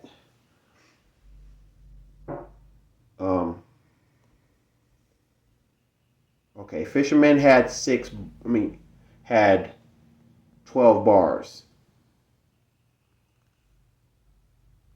Foxy followed with 13.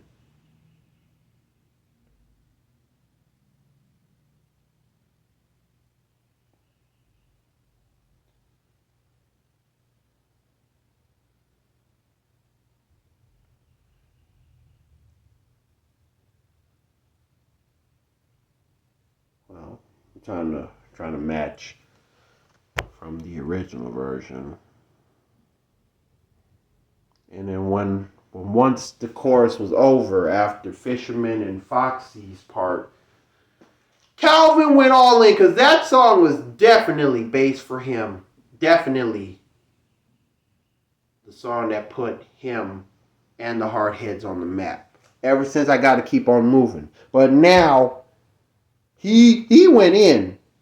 I'm talking about 32 bars for the full-length second verse. Because the song was like between 3:40 to 4 minutes long. And the music video says otherwise. Because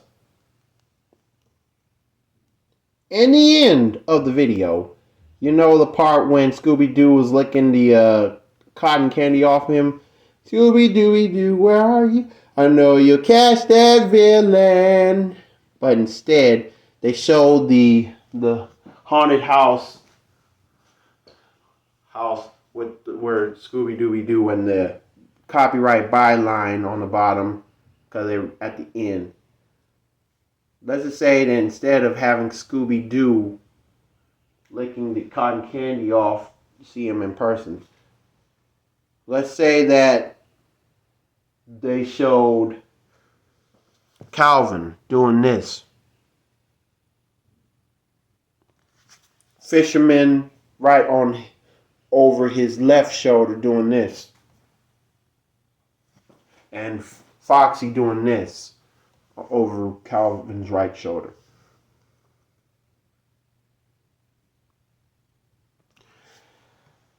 That's how, and when the gun, and remember, the gunshot went off.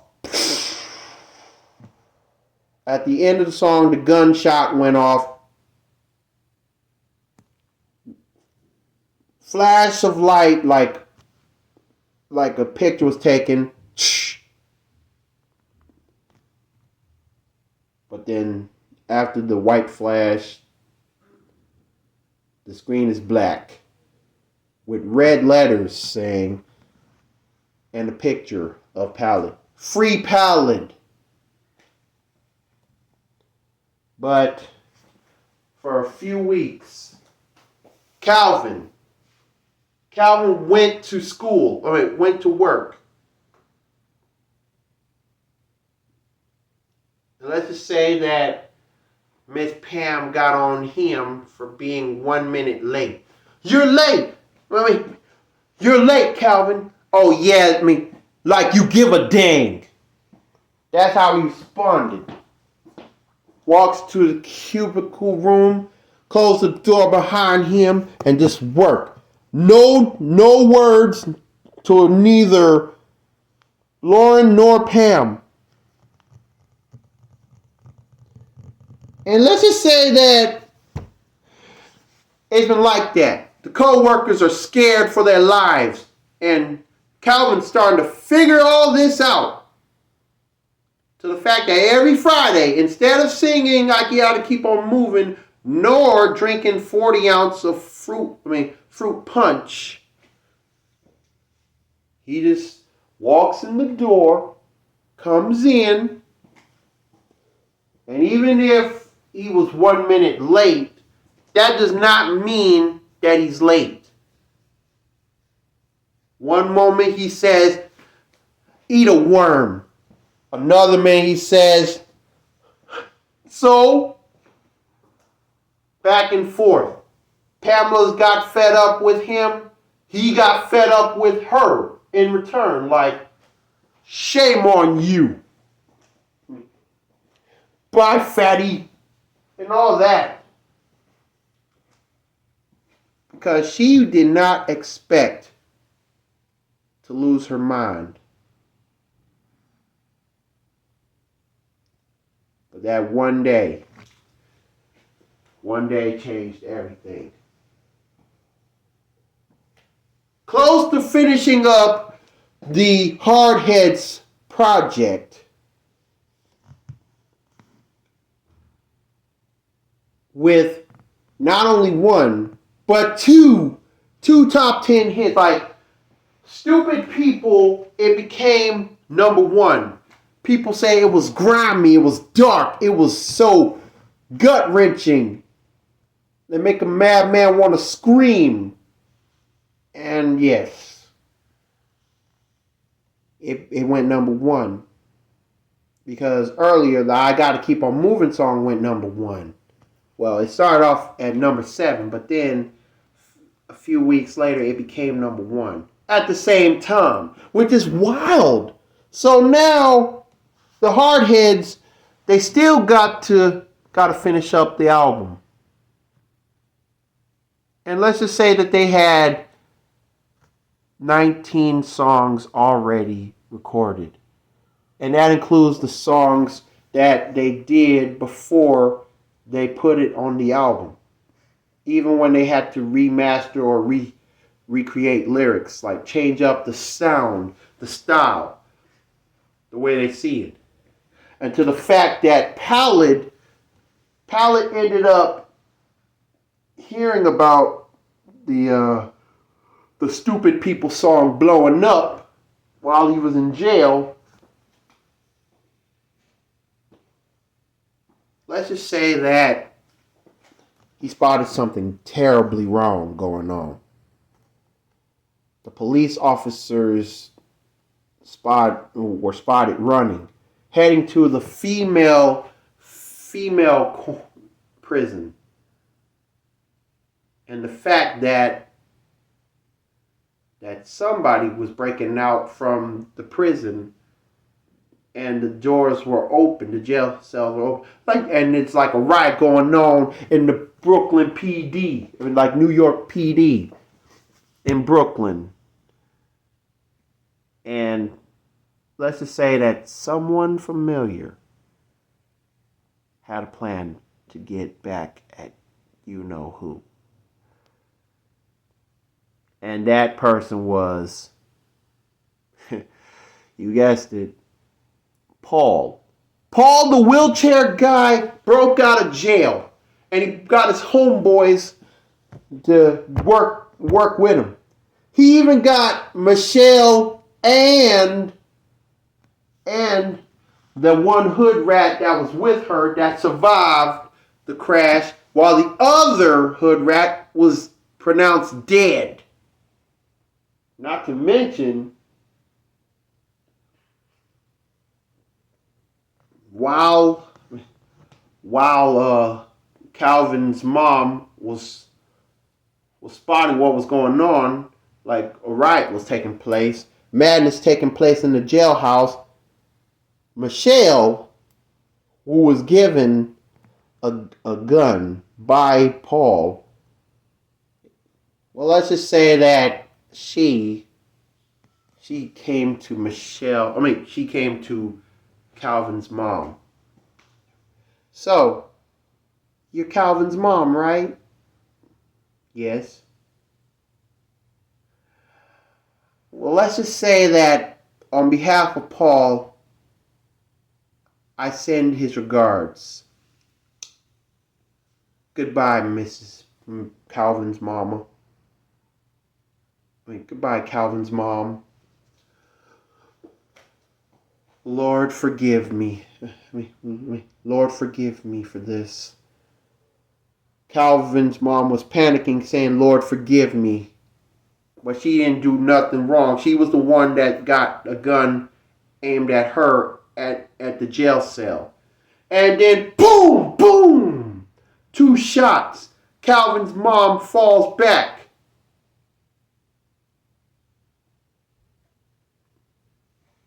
Michelle walks off with the gun in her hand while wearing a convict outfit, knowing that the sign of the times, the bad times, was about to spread.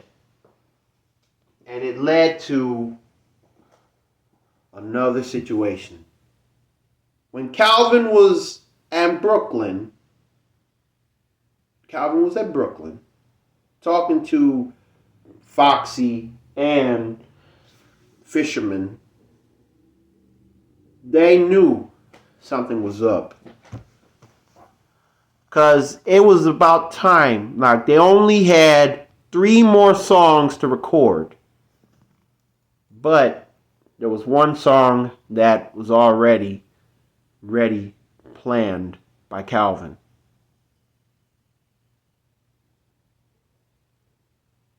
And they heard it. But unfortunately, someone heard there was a knock on the door. So the female photographer, yes, can I help you? Move, witch! Hey, what's going on? Oh, there he is! Well, I'm sorry to disturb your Hardheads recording sessions, but Mr. Calvin, it's time for you to go. What? Wait, what's going on? What's he talking about? This came from the mail. This came for you. And so Calvin read the letter. Dear Calvin, aka Sir Complains a Lot, aka Hardhead. You probably didn't know by now, but on behalf of the New York Police Department, we inform you to take your A word back to Ketchup where you belong. And don't ever think you're going to come back to Brooklyn, because the word is out and that's final. Now get the heck out of here, or else you die and or get locked up. No funny stuff. New York Police Department from Brooklyn. And that was really stupid because the police headquarters of Brooklyn, the New York Police Department of Brooklyn, they never wrote that letter. And you know what was really funny? Wait, the police wrote that? And Fishman knew something was not up. And the engineer knew something was off. And the photographer, she knew things didn't make sense. What did Calvin do to make him get banned from traveling to Brooklyn? Well, it turns out the people that made it happen was Paul and Michelle, and the fact that Lauren was part of it too, ever since she got splashed, because Lauren was the one that typed the letter, and even Miss Pamela played along just fine. So people were wondering, well, Fisherman and Foxy were wondering what was going on. Some things didn't add up. And the fact that Calvin was forced to go back to Ketchup and stay far away from Brooklyn as if he was getting warned because he just got banned from Brooklyn. But the police never told him. Somebody else did. The people got revenge on him. They finally having a heyday of their life. But it wasn't fair. It was not fair for deadgum Calvin. It wasn't fair for the Fisherman. It wasn't fair for Foxy. So the Hardheads got to split up over some stupid lie. Just like Pallid. And now Sir Complains a Lot is no longer officially meant to come to Brooklyn. That'll be a big delay. But they still have to play that song. Man, I don't like this. Foxy, chill, man. There's nothing we can do. Oh, yes, there is. No, we can't do Stupid People Part 2. This is the police. Well, let's say that they're not the police. I'm starting to think somebody that roughened up Calvin's feathers that caused him to get where he ought to be is trying to stop his shine for causing them to suffer when Calvin was doing the right thing. And for the right thing is to listen to Calvin's new song that he recorded. I second that emotion. So do I. And if need be, I will put that on the album. And the name of that song was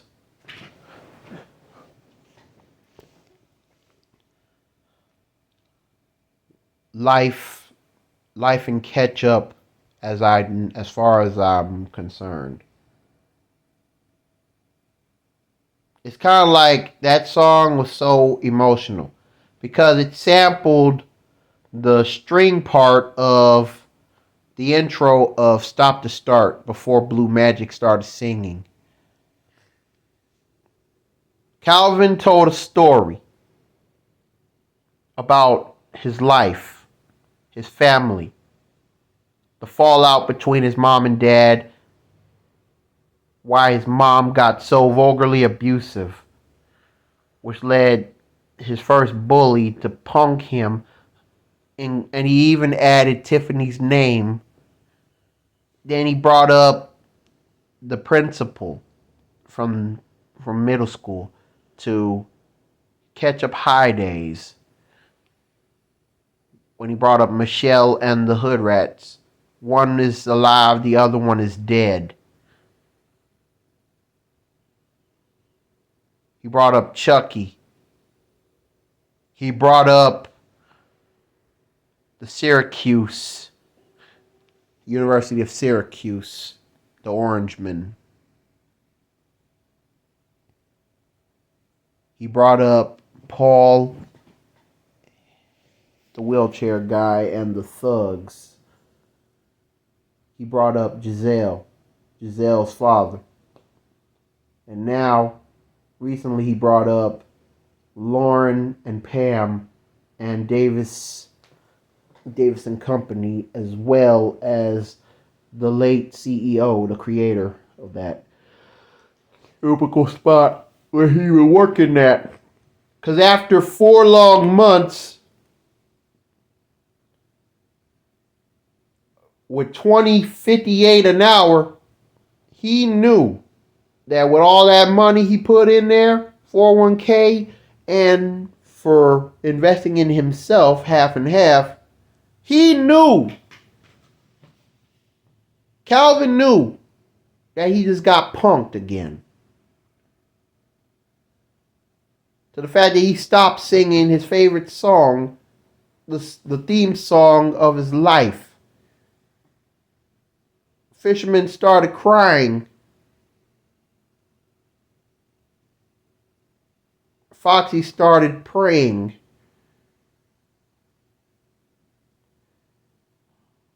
But everybody who forced Calvin to head back to Ketchup, well, it turns out they were driving the Buick LeSabre while he was handcuffed.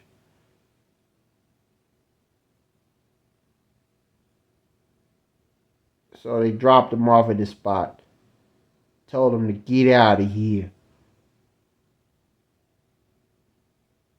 And one guy said, "This is not personal, it's business." Sir complains a lot. So he walks inside. Says that they got the keys. Gave him his car keys. And just bailed.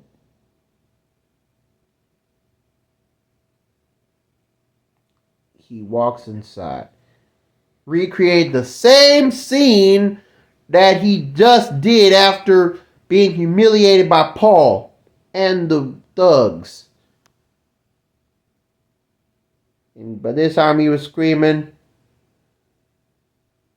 slamming the wall, and just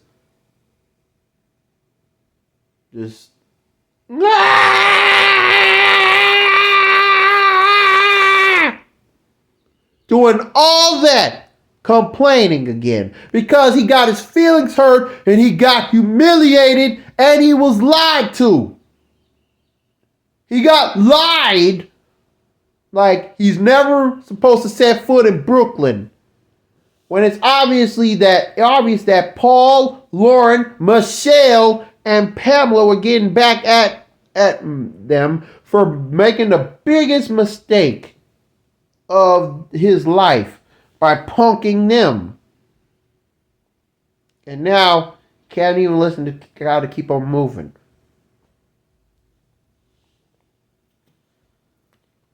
And now all of a sudden his life at Davis and Company is a living nightmare. It's hell now, not heaven. But the fact that he tried his very best not to be late, just so that he could tell Pamela in his mind to shut the heck up. I know what you did. And the same goes for Lauren. What you want now? He was thinking like that. He walks inside the door.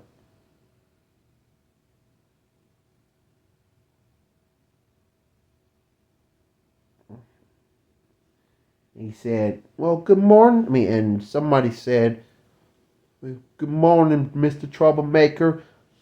And one guy, and that was one of the employees, coworkers of his. And Calvin was like, "What you want,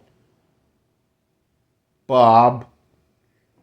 called him Bob, like Bob from Becker.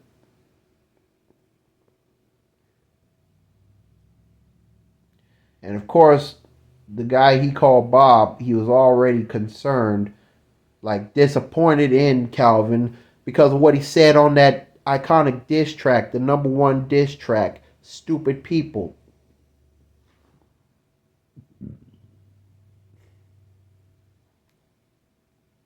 With Lauren and Pamela nowhere to be found. They're just having a good time. But unfortunately, he usually he been keeping the door closed, nobody to disturb. And he even wrote a sign that says, unless you are, if your name is Lauren and or Pamela, get the heck out. And then all of a sudden, time flies by.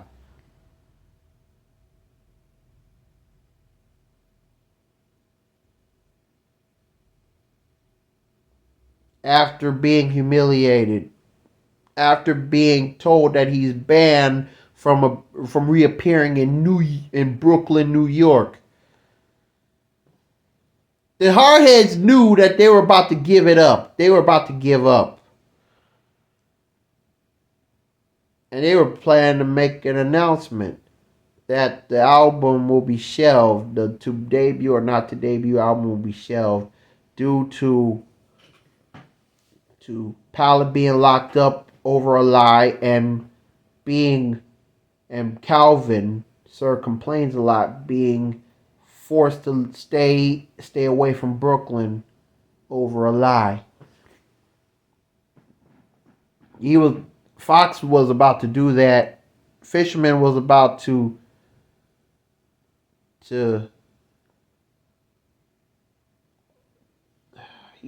what was Fisherman about to do? He was about to leave home and head to Ketchup and put an end to it. But unfortunately, there was the engineer turned on the TV and spotted the words, "We interrupt this program and give you breaking news." And not to mention, he spotted Pallid's mugshot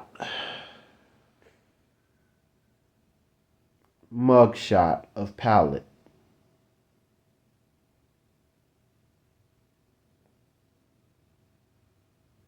And they said that the court case was about to be in 2 months. 2 months! And Pallid already got a court case. A court case against Pallid and his sexual assault by Pauline.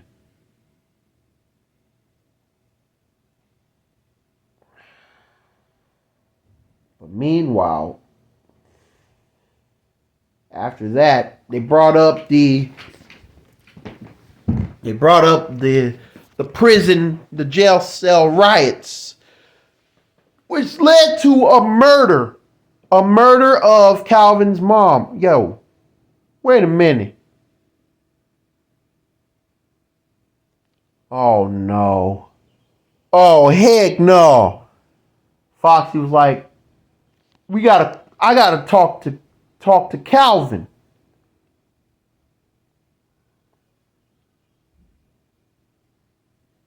Calvin didn't want to talk to anybody. He just wanted to go to. Cause matter of fact, let's just say like after he got home, no going out. Humiliated.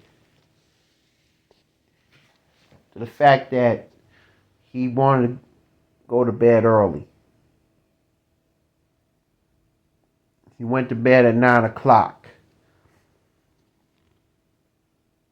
And he didn't have time to be on Facebook. He was already humiliated. Humiliation at its best. You know what I'm saying? But let's just say that while he was getting ready for bed early, Calvin heard a knock on the door.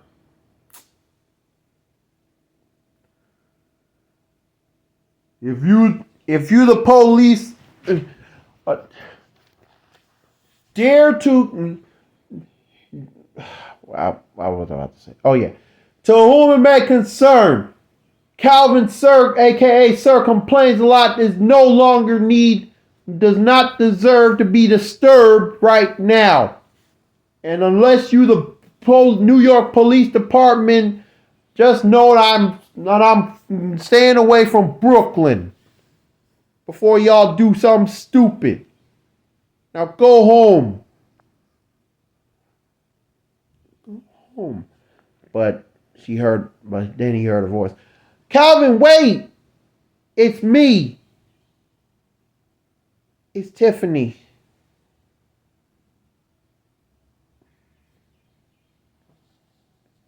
He opens the door.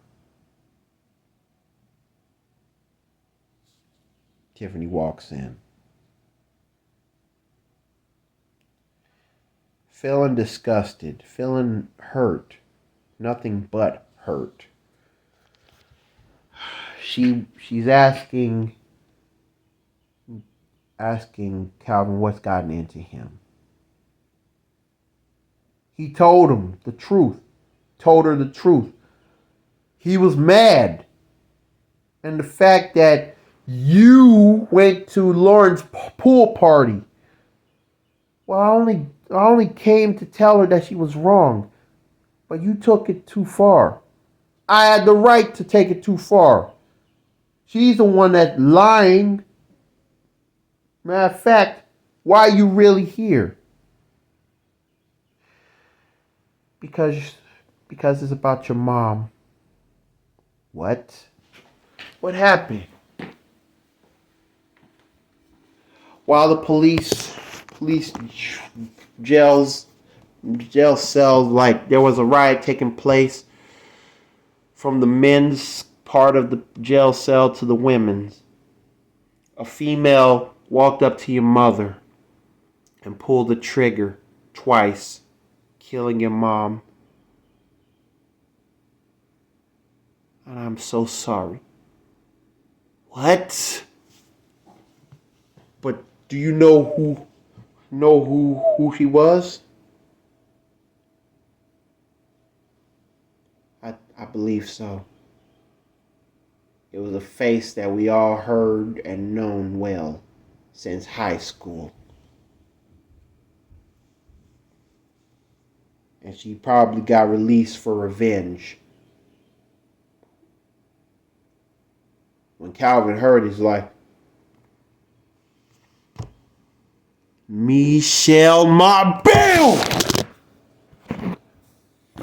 Quoting the Beatles in the angriest way because he knew who she was talking about, who Tiffany was talking about. Michelle. But that's not all.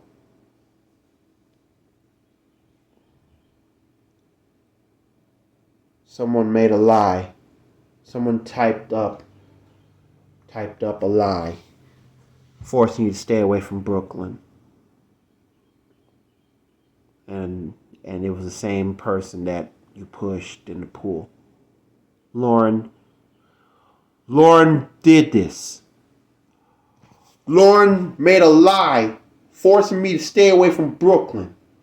Just like the fact that my bandmate Pallid is about to go to court in 2 months, and I can't even go to Brooklyn. Just like I gotta stop singing, I gotta keep on moving. But why would you want to give that up? Because Pamela told me to shut up. What am I supposed to do now? No more 40s of juice. And I'm not even drunk.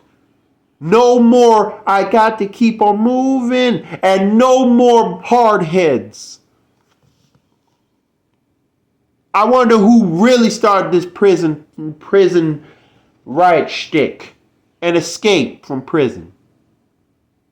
Because if it was that jerk Paul and the stupid little homies, just like Michelle's remaining hood rat friend, coming to get me and you and maybe Giselle and her father and everybody else who was down with me and making the fisherman and Foxy suffer, to the fact that they want to break up the band and shelve their album. How come I didn't know about this? Because you was busy at work, leaving people alone, and the fact that you got so mad. What about the insults that you've been giving to Pamela or Margaret from Becker after saying that you've been late, 1 minute late every now and then? Why must you go to bed early when you got to go to work at 8? Why must you stop singing the song that helped us get through our life? Why give it up? Why give up when you know you got a lot of fight left in you? You cannot let people shut you up and stop you from singing that song. You think I sung that song and got annoyed that people don't like it? What about the diddler referencing that song? What about us? There was no us. You made up your mind at NYU. You got him, I got Giselle. And now I got big fish to fry. Who knows what the Hardheads are going to do as a duo? Who knows what the consequences will be in 2 months for Pallid? Who knows if I have enough God in me left? Sometimes you have to shut up. But it's going to take a nation of billions to shut me up. And I already know the people responsible for it. I'm done. I am done. Well, I'm not. I'd rather keep on fighting than to give up now. Because the people who treated you like dirt and getting revenge on you for putting them in their place, I would definitely get strapped. So I started taking gun lessons. But at the same time, I actually took my therapeutic measures to a whole new level. And I guess you just want me to come by to your therapy spot, pay $80, and then take antidepressant medicines. No, but that would have been the case.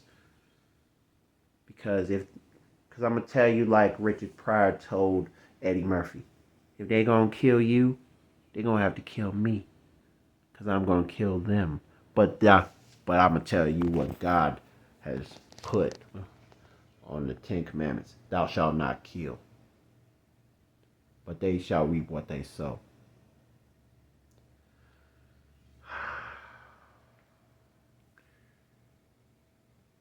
Man, I'm sure going to miss being in Brooklyn.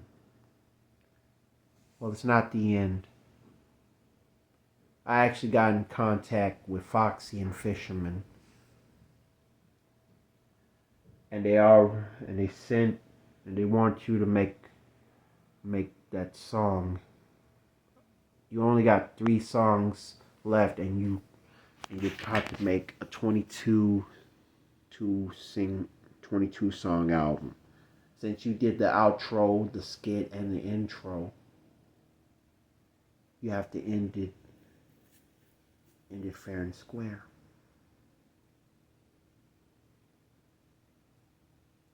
Don't ever let anybody stop you from singing that song, because you got to keep on moving.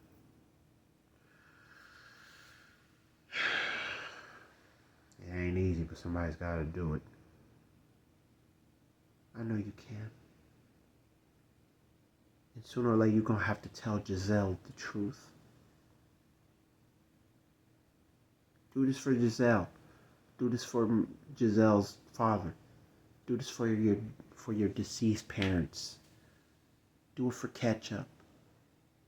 Do it for Brooklyn. Do it for the Hardheads. Do it for God. When she said that, Calvin started breaking down, crying and saying, "I'm sorry. I'm sorry." And that's when Tiffany hugged him. And that's what led to 2 months later. 2 months later, after Tiffany gave some advice based on the fact that she actually took college courses to be a therapist, a counselor. 2 months had passed.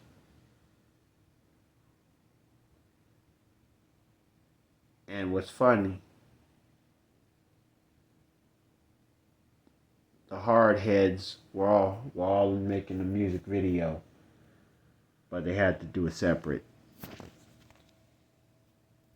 So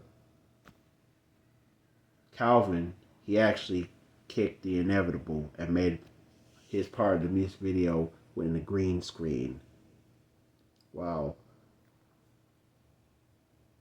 a music video director, the cameraman, filmed at Brooklyn. But there was another cameraman that was connected to the Hardheads that filmed Calvin's part from Ketchup with a green screen.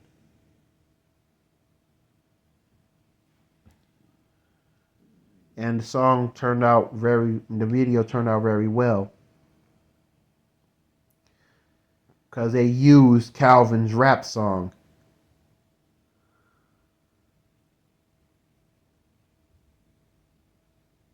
But instead, Fisherman and Foxy did their version of Calvin's My Life in Ketchup and for whatever's concerning, for who's My Life in Ketchup, but they called it My Life in Brooklyn.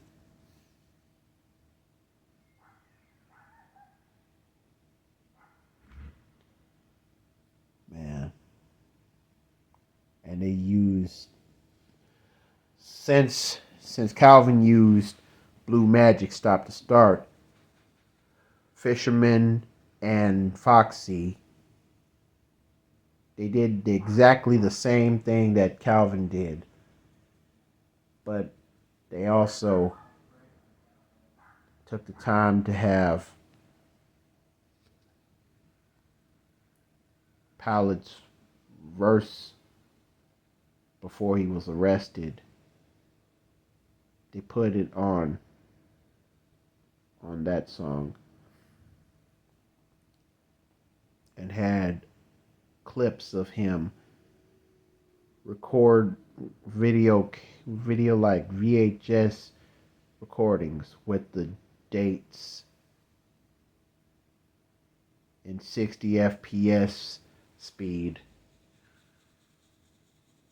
Yeah, they were getting really serious about about Pallid. But you know what's funny? After the video was made, two versions.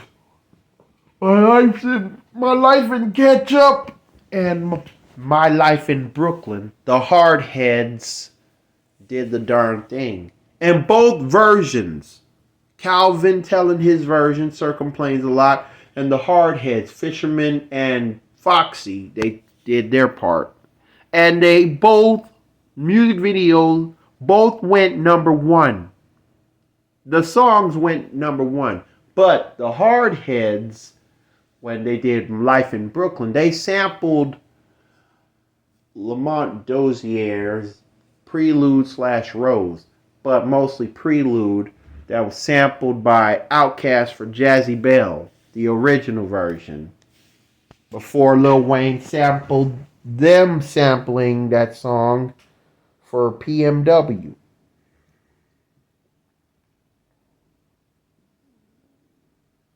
So it turns out, to debut or not to debut,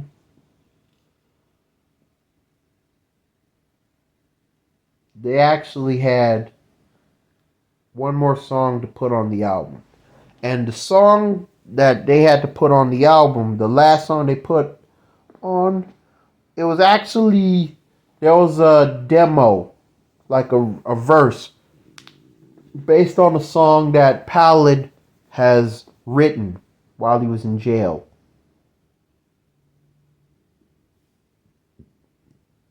And that song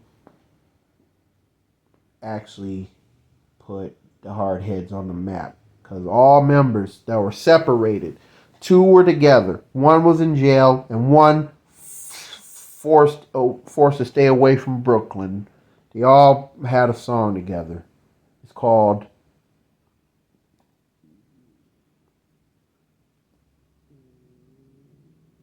"What's Next for Us." As if they were breaking up, like they about to depart. What's next for us if NYBD Recordings dropped us? What's next for us? Who's going to listen to our raps? Will we be local rappers, or do we want to get a record deal, a real life record deal? What would happen if we didn't go gold or platinum, or diamond, or multi-platinum? What would happen if we didn't win Grammys? That type of scenario. But that day, let me tell you, that day changed everything. Pallid went to court. He just pled guilty.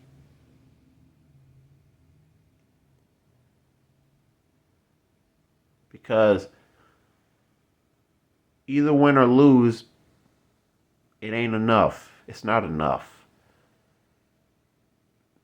But the female, Pauline, dressed up like she was at a tea party.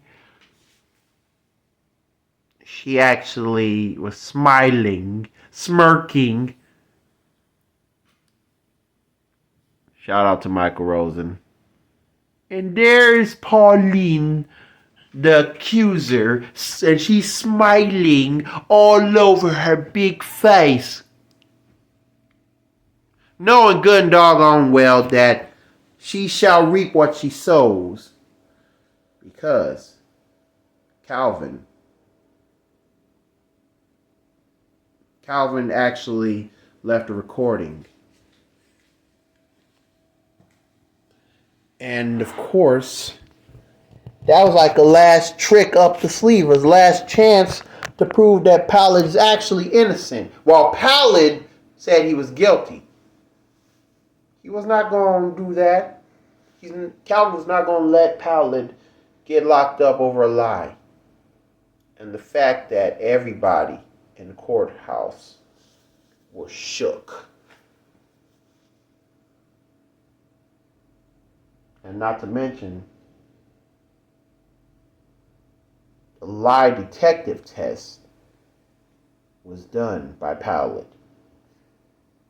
Calvin called the police department to make sure to have someone take the lie detector test, just in case if somebody tried to ruin Pallid's reputation. And they accepted. Now, guess what? The guy who accepted Calvin's request for his bandmate Pallid, it turns out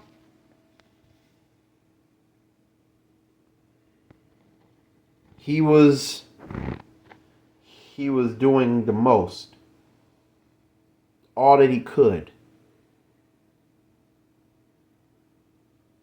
And even the judge asked the questions. The lawyer of Pallid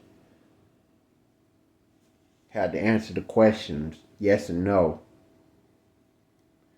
And the guy who did the lie detector test on Pallid, he gave everybody the answers. And the female, Pauline,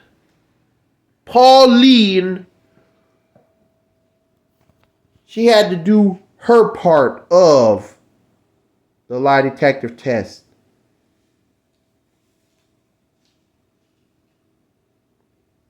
Calvin was smart. So both Pallid and Pauline were caught. Were caught up in the lie detector test because Calvin wanted to show proof and to defend Pallid that he's not a rapist, not a sexual predator, sex offender, or do anything to hurt his reputation, because he's a rapper. Not to mention one part of the Hardheads rap song, Stupid People, Foxy was the one that said that Pallid is a rapper, not a rapist. That would give, it's kind of like listening to Afro Man's music, his diss tracks towards the police department. And that's what it was. It was like Afro Man versus the police department.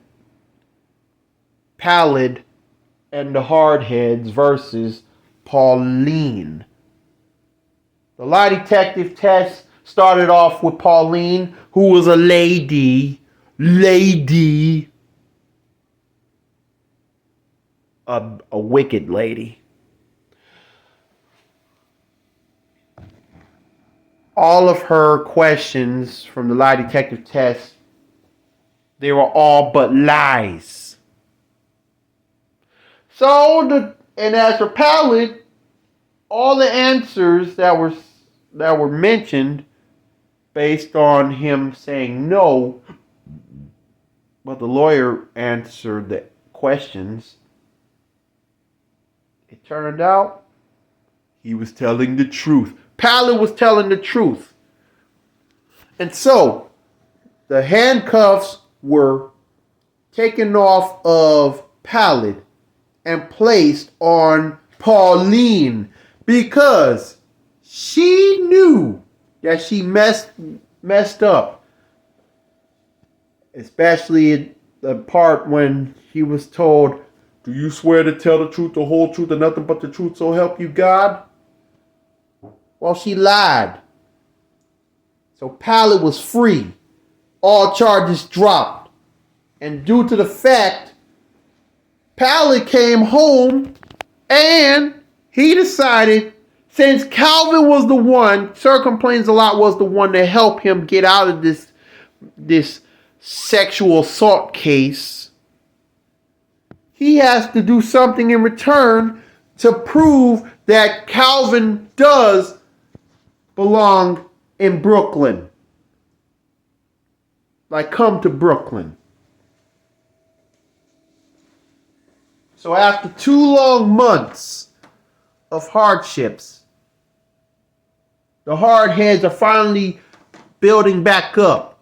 Because now, since Pallid is free and Sir complains a lot, Calvin helped out with Fisherman and Fox. He found a way to put an end to Calvin's nightmare. All the bullies, all the enemies, and the fact to avenge for Calvin's mom, who's deceased from Michelle. Let's just say that one day, Pallid came to Brooklyn and discovers another plan that Lauren was about to commit. To the fact that Calvin told Giselle and Giselle's father the truth about why things didn't go his way lately and why they never took time. But let's just say that Pallid actually was knocking on Calvin's door. And it was Casual Friday.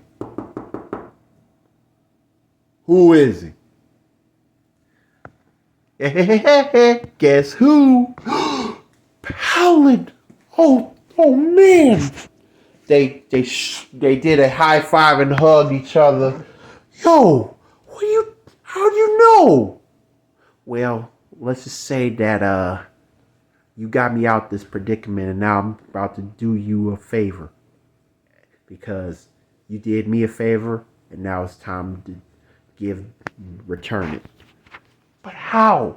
Well, ever since Fisherman and Foxy got fed up and you got fed up that you can no longer go to Brooklyn, I'm gonna help you break it down.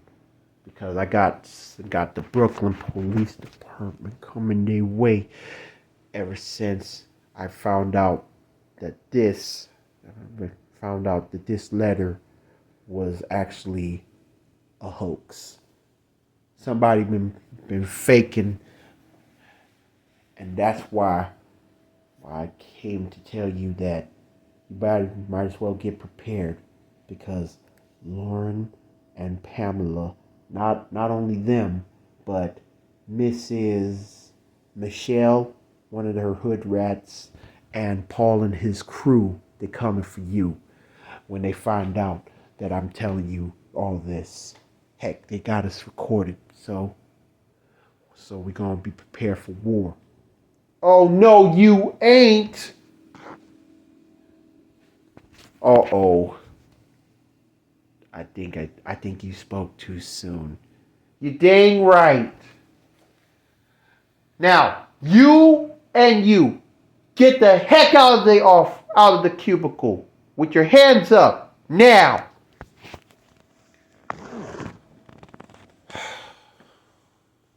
Pamela. Black shirt, black pants, black leathered boots tucked underneath the pant legs, and a black leather jacket.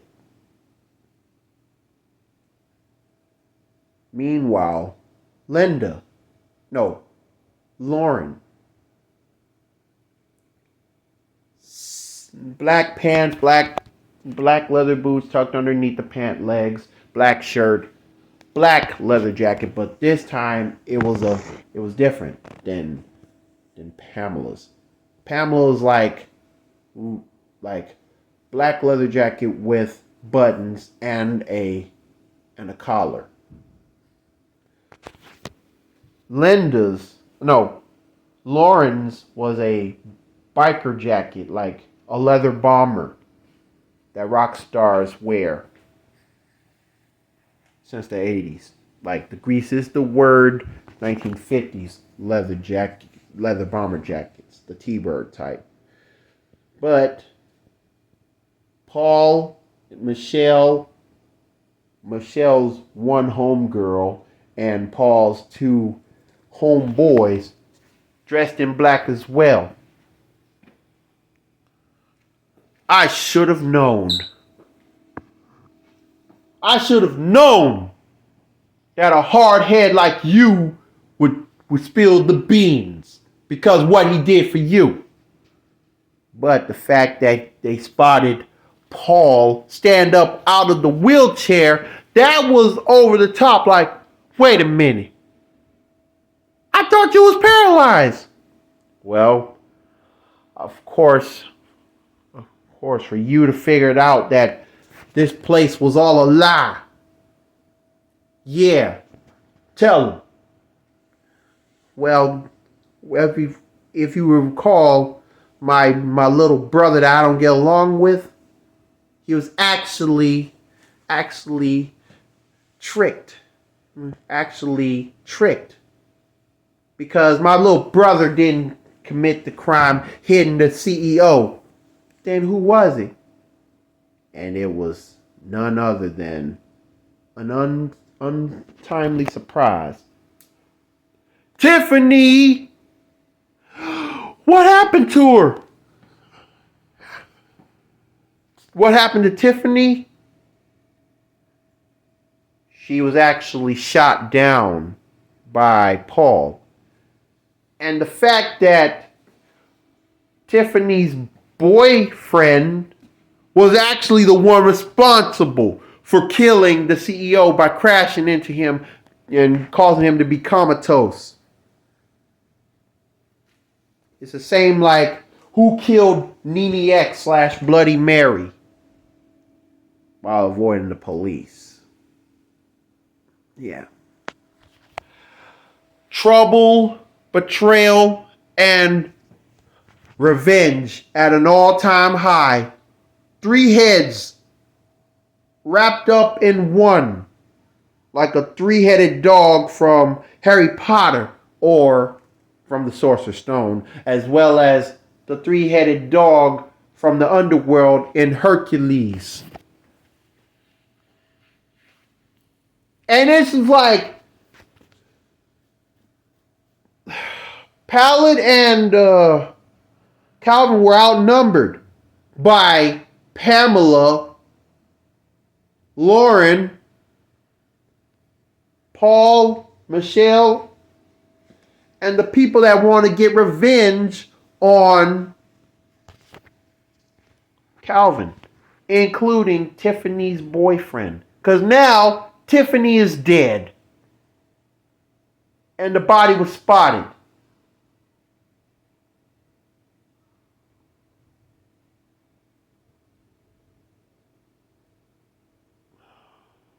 So Pamela said, now, both of you, get down on the ground. Now.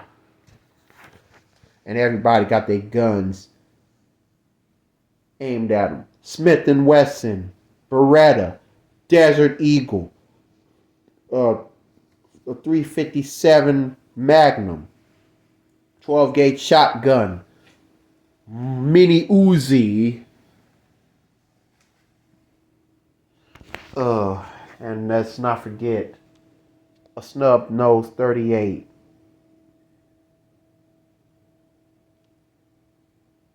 Any last words?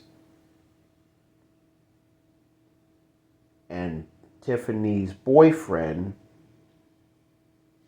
he ended up with a Taurus 9mm handgun on Calvin's head. Pallid had something to say, but instead he sung the song slowly, knowing that he was about to die. He gonna end his life singing the song.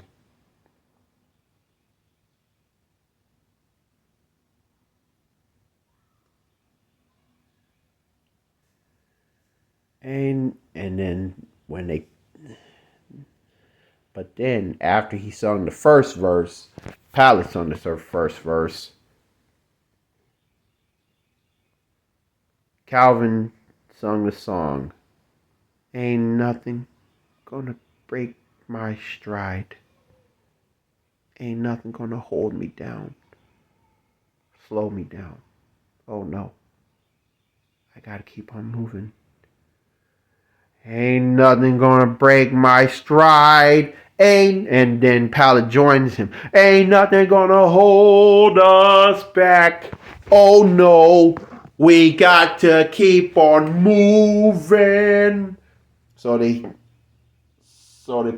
grab each other's arms like they about to be connected, like they trying to do like the kneel down that Colin Kaepernick was doing. Tiffany's ex killed this son of a jerk and that hardhead with him with pleasure. Oh no, you ain't. I mean, oh no, you ain't. Wait. And then they start to freak out. They start to freak out. And when they heard the speaker and spotted the speaker, who the heck is that? Oh, hey yo, everybody in Davis and Company, get out! Get out! You all been trapped. It's me. Been trapped. All the employees were like, oh no, what's going on? What's going on? And Giselle and Giselle's father show up. 12-gauge shotguns. Followed by Mr. Pallid, Pallid's bandmates. Fisherman and Foxy. Standing next to Pallid and Calvin, who was on their knees. You kill 2 hardheads, you might as well kill us all. Unless you got the heart to deal with Brooklyn. Deal with the Brooklyn Zoo. Brooklyn Zoo was like the name, was like the Brooklyn Zoo was like a code, like the Q, as in New York PD from Brooklyn along me. And then all of a sudden, Giselle screamed, "Ketchup!" As a way the reference mustard on TV off. But instead, she screamed ketchup, as in the New York Police Department from Ketchup, New York. So Brooklyn and Ketchup connection took place. All right, everybody put your hands up. But first off, drop your guns slowly. And that includes Tiffany's ex-boyfriend. Hey, yo, get the body bag. Hey, yo, grab the stretcher.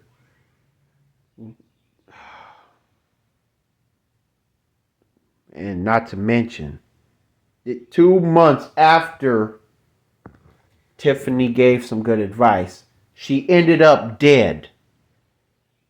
So everybody got arrested.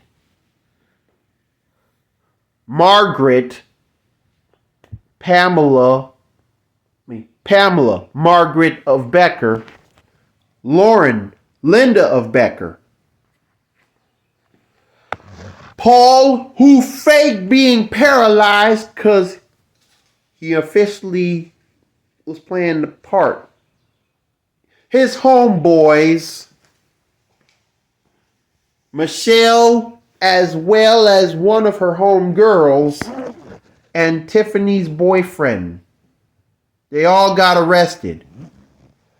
Some went to some stayed in Ketchup, others stayed in Brooklyn, where they all have to be served with life. Not to mention, Lauren and Pamela, they were caught tripping, lacking, because guess what? They were part of this. They were charged with not only for for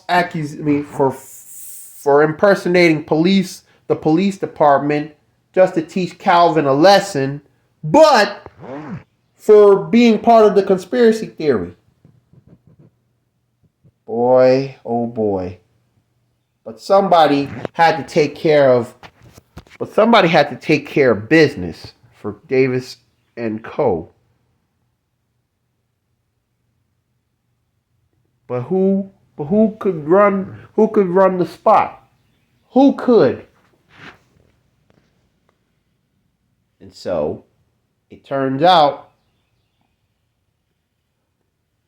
that Pallid said, well, so what now? Who's going to take the spot of running Davis and Co. now that Margaret and Linda are locked up for life? Oh, I know. How about you? Me? Yes, you. Calvin's girlfriend, Giselle, you. I'm the CEO? Oh no, not just you. Your father too. Cause we need people like you to teach us to take care of business. And this cubicle Calvin got a job in, y'all be eligible to keep everybody in check. And speaking of which, I got some for you as part of paying you back and helping you get out the predicament. What's this? Open it. Giselle, how would this look on your finger? And the Hardheads are like, yo! And Pallid, he was the one that got the wedding ring. And it turns out, I took it from, how'd you get that? I actually took one of, took that from your mom. I actually took that ring from your mom that passed cause I found it on the ground. I washed it and then I decided to pass the ring to you, the way to remember your mom. But now we have to do something for Tiffany. Oh, don't worry. The job will be done. So, Calvin, now remember, Giselle's father gave him the blessing. Calvin ended up placing the ring on Miss Giselle's finger. And yes, Giselle said, yes! Kiss and hug. And free cheers for Calvin. And free cheers for Calvin. Free cheers for Calvin for getting engaged. And free cheers for Mr. Pallid being freed. Hip hip hooray! Hip hip hooray! Hip hip hooray!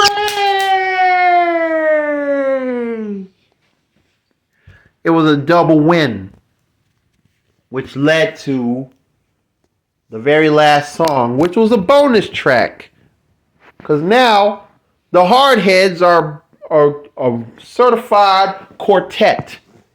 Pallid, Fisherman, Big Fox, and Sir complains a lot. The bonus track that they made, which samples Remind Me by Patrice Rushen,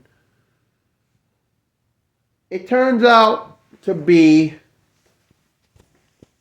considered the best work they ever done as a quartet. And now that life has turned out better for Brooklyn and Ketchup, New York, the Hardheads finally got a chance. They came together. they released their debut, long-awaited debut album with the help of Calvin, who joined as the fourth member. And now, to debut or not to debut, released by NYBD, New York Beatdown Recordings. And the album was dedicated to Tiffany, Calvin's mom, and the fans who supported the Hardheads. And an extra special dedication to none other than Calvin himself. Sir complains a lot for releasing Pallid out of jail. So the album was released. 5 months later after the release, it was certified quintuple platinum. 5 times platinum. More than five hits were number one, including the infamous "Stupid People" diss track. I Got to Keep on Moving.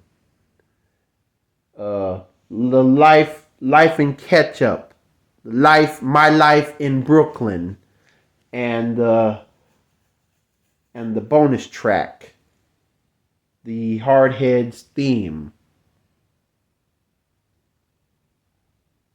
Well, actually, let me rephrase that. The Hardheads groove. But at the same time, when the Hardheads went 5 times platinum,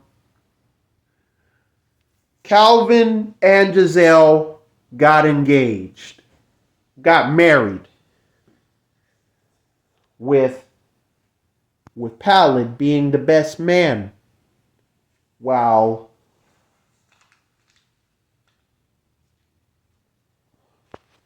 meanwhile, Lauren's little brother, who was released from jail for being mixed up for the death of the CEO of Davis & Co., he actually ended up doing the wedding. He was officiating the wedding, as in, "Dearly beloved, we are gathered here today with 2 individuals.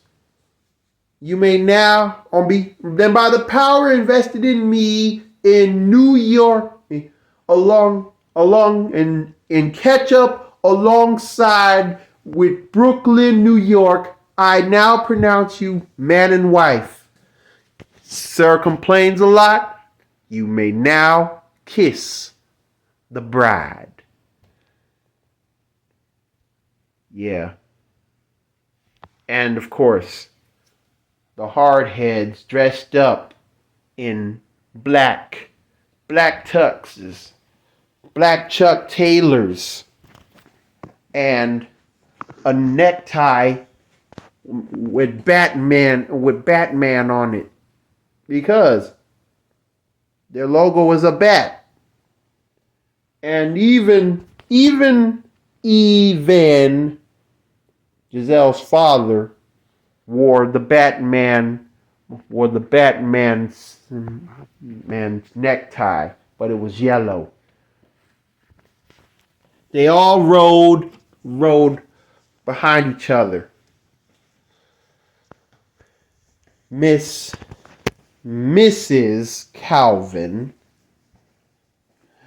Giselle herself, was very pleased, and she took the time to head into the head to the passenger side in Calvin's 85 Buick LeSabre with the phrase "just married" with door stickers hanging on the back of the in the trunk, on the trunk. Just married, with 2 bat silhouettes flying side by side with a heart. And Calvin's complaining days were officially over because he's now living happily ever after, married, and as a 5-time platinum band member of the Hardheads. So, the good folks of Brooklyn and Ketchup finally got along. And that's how Calvin overcame his hardships. And just like I said, they live happily ever after. Anything can happen in Ketchup and Brooklyn, New York. And with all that being said, that's officially the final scenario, the final part of the complaining sessions. And forgive me for being almost 3 hours long ever since the Cold Man's Winter season 5 episode of, well, I had a couple, but the one I was thinking about was the story of Bethany, based on Mrs. Beth Corder in real life, my coworker from Walmart. And speaking of which, for those that paid attention to part 5, thank you so much for your patience, because I really owe you guys, and I decided, it's almost time and I have to wrap it up. So, this episode of Cold Man's Winter, long-awaited part 5 of complaining, the finale of the part 5 series, part 5 topic, has been brought to you by none other than Sweet Lady of the Week. And I'm going to give you more than just one, because I got a lot of sweet ladies on my mind. Starting with, how do I start this off? Oh yeah, based on my home state, Illinois, from the city of Champaign and Urbana, the sweet ladies of the week are none other than Miss or Mrs. Alicia McElrath and her sister Tanitra McElrath, followed by Serindia Clark, alongside Parika Glenn. Yes, Parika, I ain't forgot about you, because it's about that time.